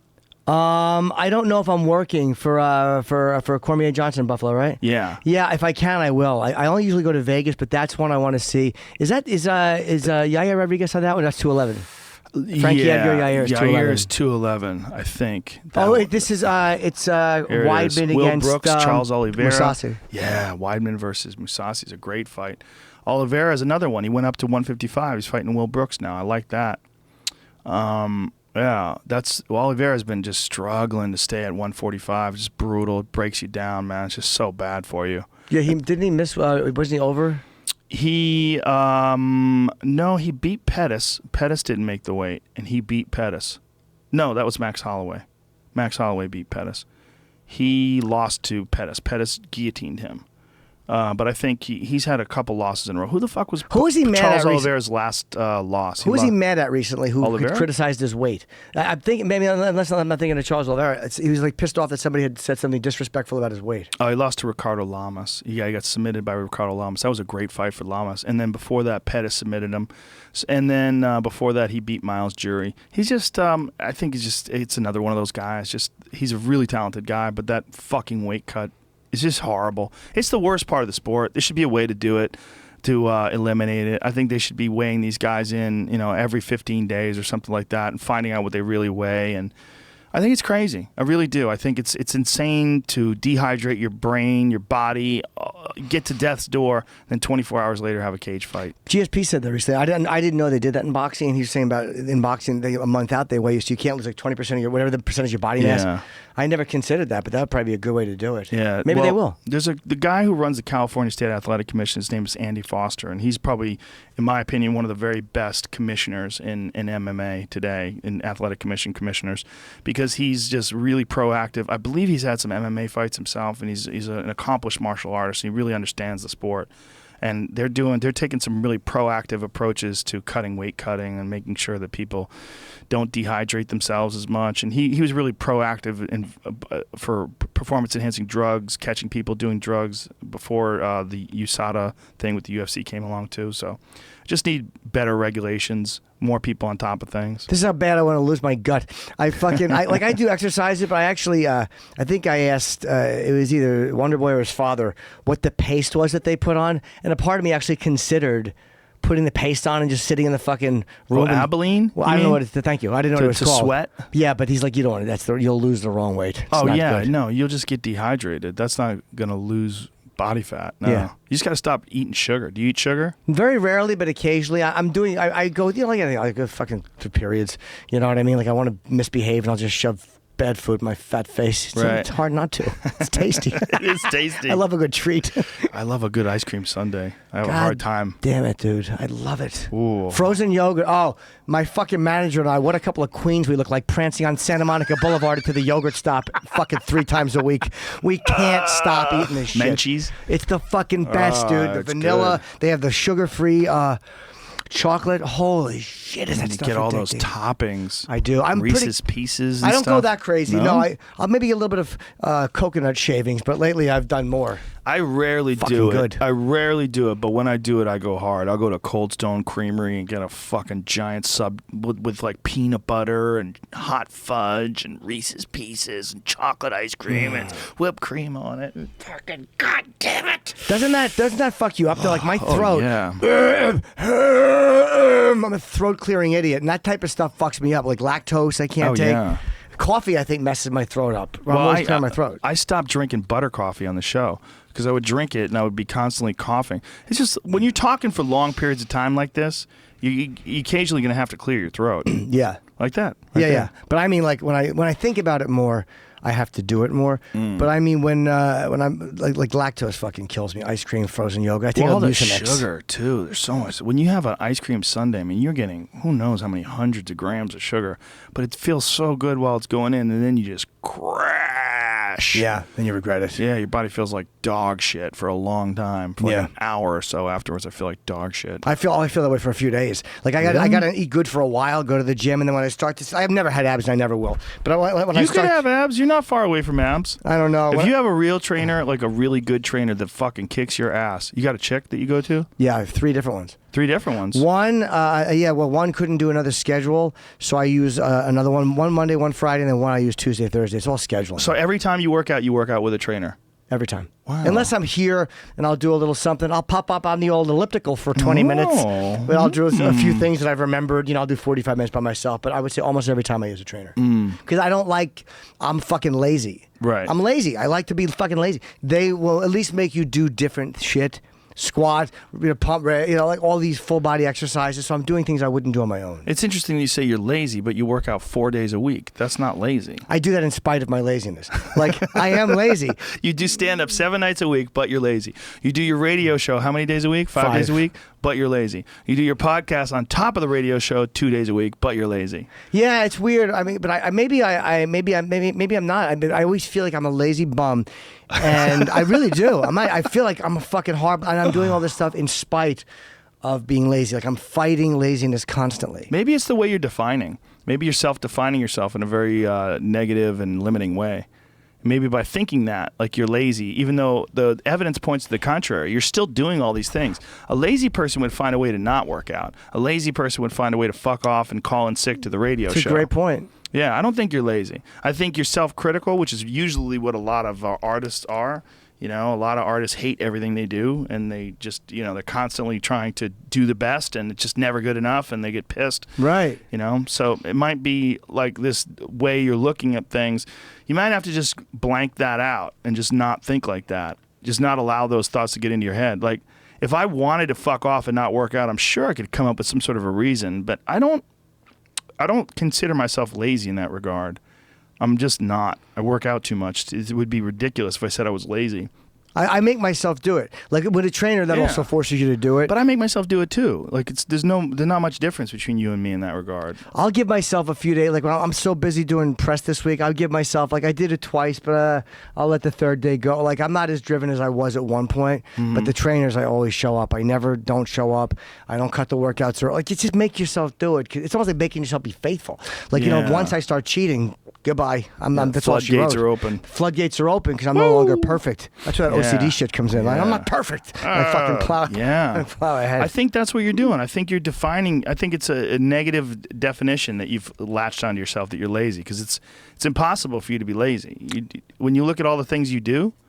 That's a good point. I hadn't thought of it that way. That's a good point. Yeah. Well, you're right. I've always identified myself like that. Maybe I'm just a driven guy who's tired. Yeah, that's what it sounds like. I mean, Jesus Christ, think about all the shit you're doing. You're doing 5 days of radio. You're doing 2 days of podcast. You're doing stand-up every night. You're working at night, and then you're getting up in the morning to do radio, 7? What time are you there? I'm on the air from 8 to 11 East Coast. 8 to 11. So you're getting up at 7? Yeah.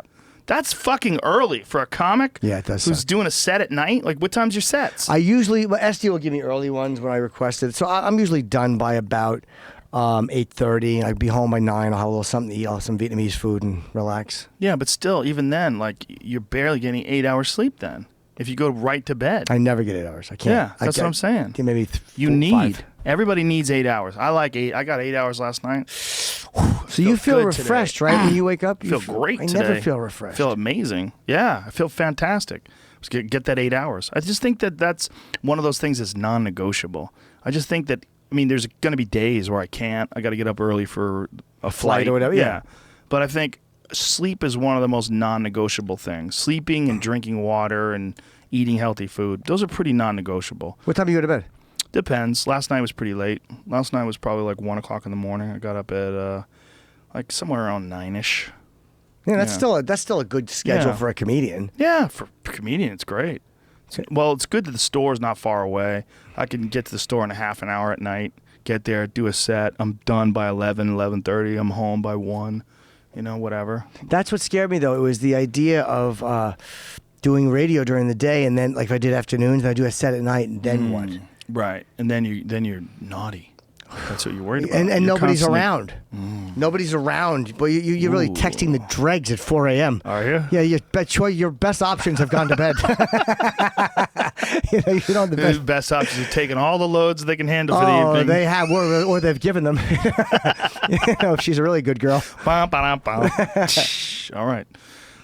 Jim Norton, your new special is on Netflix. Mouthful of Shame. Yeah, it's on as of today. As There's of a today. There it is. there's Bam. Well, you look great in that picture. Thanks, Holy Joe. shit, dude. It's a snowstorm. I actually just pulled that. I actually just screen capped that because I didn't like the picture they were using. So I just screen capped it from the special. Like, could you guys use that? And they're like, okay. Perfect. Yeah, that is. I like that too because you're in the middle of a set. Like that's a real picture. It's a real, like you're not posing. Like I posed for a bunch of Netflix pictures, and I was like, ew. Well, there's one they took of me where my hand is over my mouth, but it's a screen grab from the set. I'm doing a joke where I cover my mouth, but I'm like, I don't want to use that, A, because you can't see my face, and B, because I know it's Mouthful of Shame, but it seems like I'm going, oh, I said something naughty, which is not what the joke is. But it looks like I called it Mouthful of Shame and then went, oh, look out, folks. Right. It's fucking awful. Yeah, that could be a problem if I'm not somebody being was like censored. cynical and they were like, "Who is this guy? What? Get Yeah. the fuck out of here with your mouth full Yeah, of I'm allowed to shame." say whatever I want. Yeah, No it's one Netflix. no one's censoring me. Isn't Netflix amazing in that regard? I could not be happier. So amazing. They're so good. Robbie Pross said to me, like, it's an hour and 1 minute or hour and 2 minutes. It was an hour and 14 with the set. I chopped the bit up, and I asked Robbie what he thought. I go, well, you might want to trim this a bit, but it's up to you. And like this one part, Yeah. And he was right. The trim was actually smart, and that was the whole suggestion. Yeah, there was the only notes they gave me when I was recording was like one of the ladies really enjoyed the dolphin bit. She's like, "You didn't do the dolphin bit on that set." I go, "Oh, it's just because I did. Don't worry, it'll be on." I go, "I just didn't want to do it during that set because I didn't want any of the sets to be longer than an hour, and some of them are going to have material that's not in the other ones. Right. And I'll decide which way to do it." But that was it.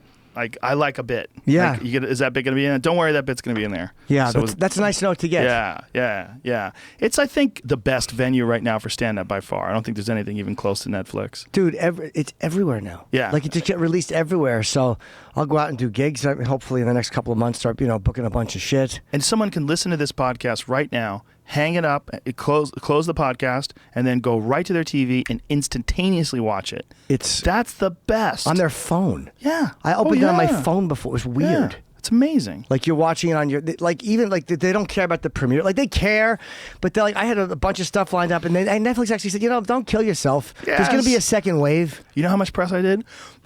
I did Wow. ungats. I did maybe I called a couple of people. I don't remember. It was nothing though. It was nothing like I had to do for Comedy Central. Right. Comedy Central involved there was a bunch of obligations. Like if you do an HBO special, I would imagine it'd probably be the same thing. Same thing, same for Epics. And again, just because they have a premiere date Yeah. and they get numbers, Yeah. Netflix, they don't. They just want to know the people are watching it, and they can tell. And No. they don't tell any of us how many people are watching. Yeah, it's none of weird. us get numbers. They don't tell you shit. They just go, "We're very, very happy." I want to Okay. do another one. Yeah. I should act like I'm holding out. When do you But want to do it? Well, I'm not ready now, but I mean, I would maybe in a year or so, maybe more. I would love to do it with them. What's your schedule? Do you like to do? Do you like to do one a year? It's not always possible, but my goal is to do one every year and a half maximum, because by then a lot of the material is like when I touch topical stuff now, I try to touch it in a way that ties into an overall theme so it still makes sense. Right. Like I talk about how I don't really think I'm a pervert, and I mentioned that Jared's a pervert, but I don't do a whole long Jared set. I do like one or two, Right. something that is fairly timeless to that bit. Nothing specific to the moment where you're like, wait, I don't remember that. Right. You know what he did. So but after a year and a half, I just lose interest in what I'm saying, joke-wise. Plus, I like doing that. Yeah. I love doing that. I feel like, why not just put it out? There's so many places to put specials out. Right. And especially when you're doing so much stand-up. If you're doing stand-up 6-7 nights a week, and then you're constantly doing a radio show, there's constantly new themes running through your head. Yeah. Like, you want to get that out there. And it's always there. And it's like, maybe I should do shorter videos or something. I don't know how to get them out. Like things that are so topical, just to spit them out there so they're there, as opposed to getting wasted in a set. I want to be your self-esteem coach. I'm going to pump you up. No more negative thinking.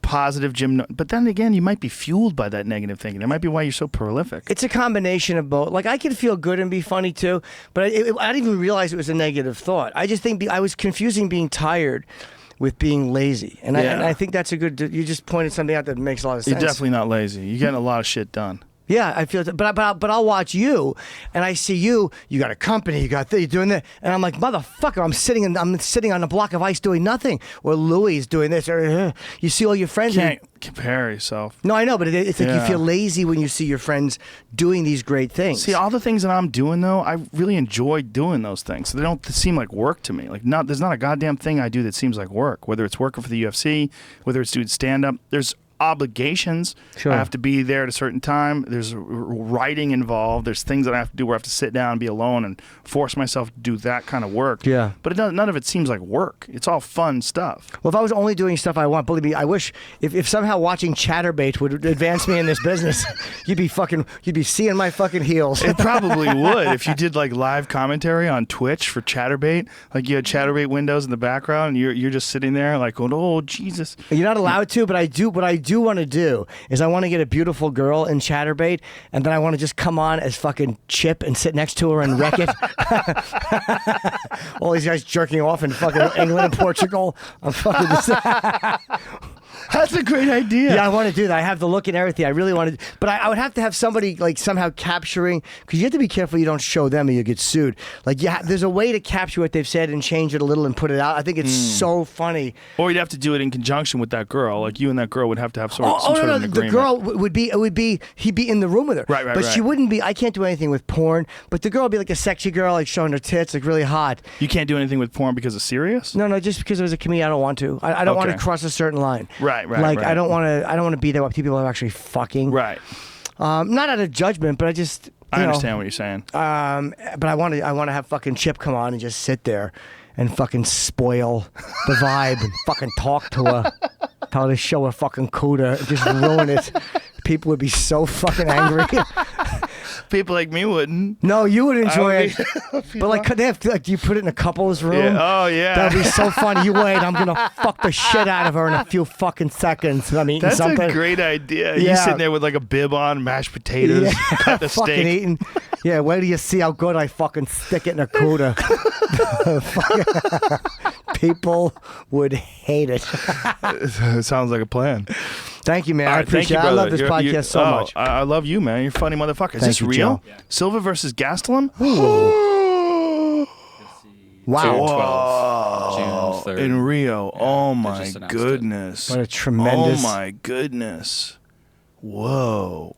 Calvin Gastelum he's trying to be the legend killer. Yeah. Asking you shall receive. Whose tweet is that? UFC. Oh wow. Well, Calvin asked for that fight, and Anderson apparently said yes. That is a dangerous fight for Anderson Silva. Calvin Gastelum is a fucking destroyer. Yes, he is. And Anderson against Derek Brunson, I thought was a very interesting decision. I didn't agree with it, but other people did. They said It wasn't a bad decision. It wasn't. It was a close fight. It wasn't. He didn't get a lot done, but I felt like I'd have to go over it and really score it, but I didn't think it was egregious. But I do think that Anderson has definitely lost a step, and he can get hit. And Calvin is a motherfucker, man. Yeah. He's a motherfucker. Wow. Wow. In Rio, though. He's going to fight Anderson in Rio. The vibe in Rio is going to... But he just fucked up Vitor in Fortaleza. He knocked him the fuck out, man. Yeah. Jesus. He doesn't seem to care where he is. Calvin Gastelum is a beast. He's a beast. He's a kid on the way up. He's only 25, too, right? How old is Calvin? He that young? I believe so. Oh, my God. I believe he's 25. I believe he won the Ultimate Fighter. He's like one of the youngest guys ever to win it.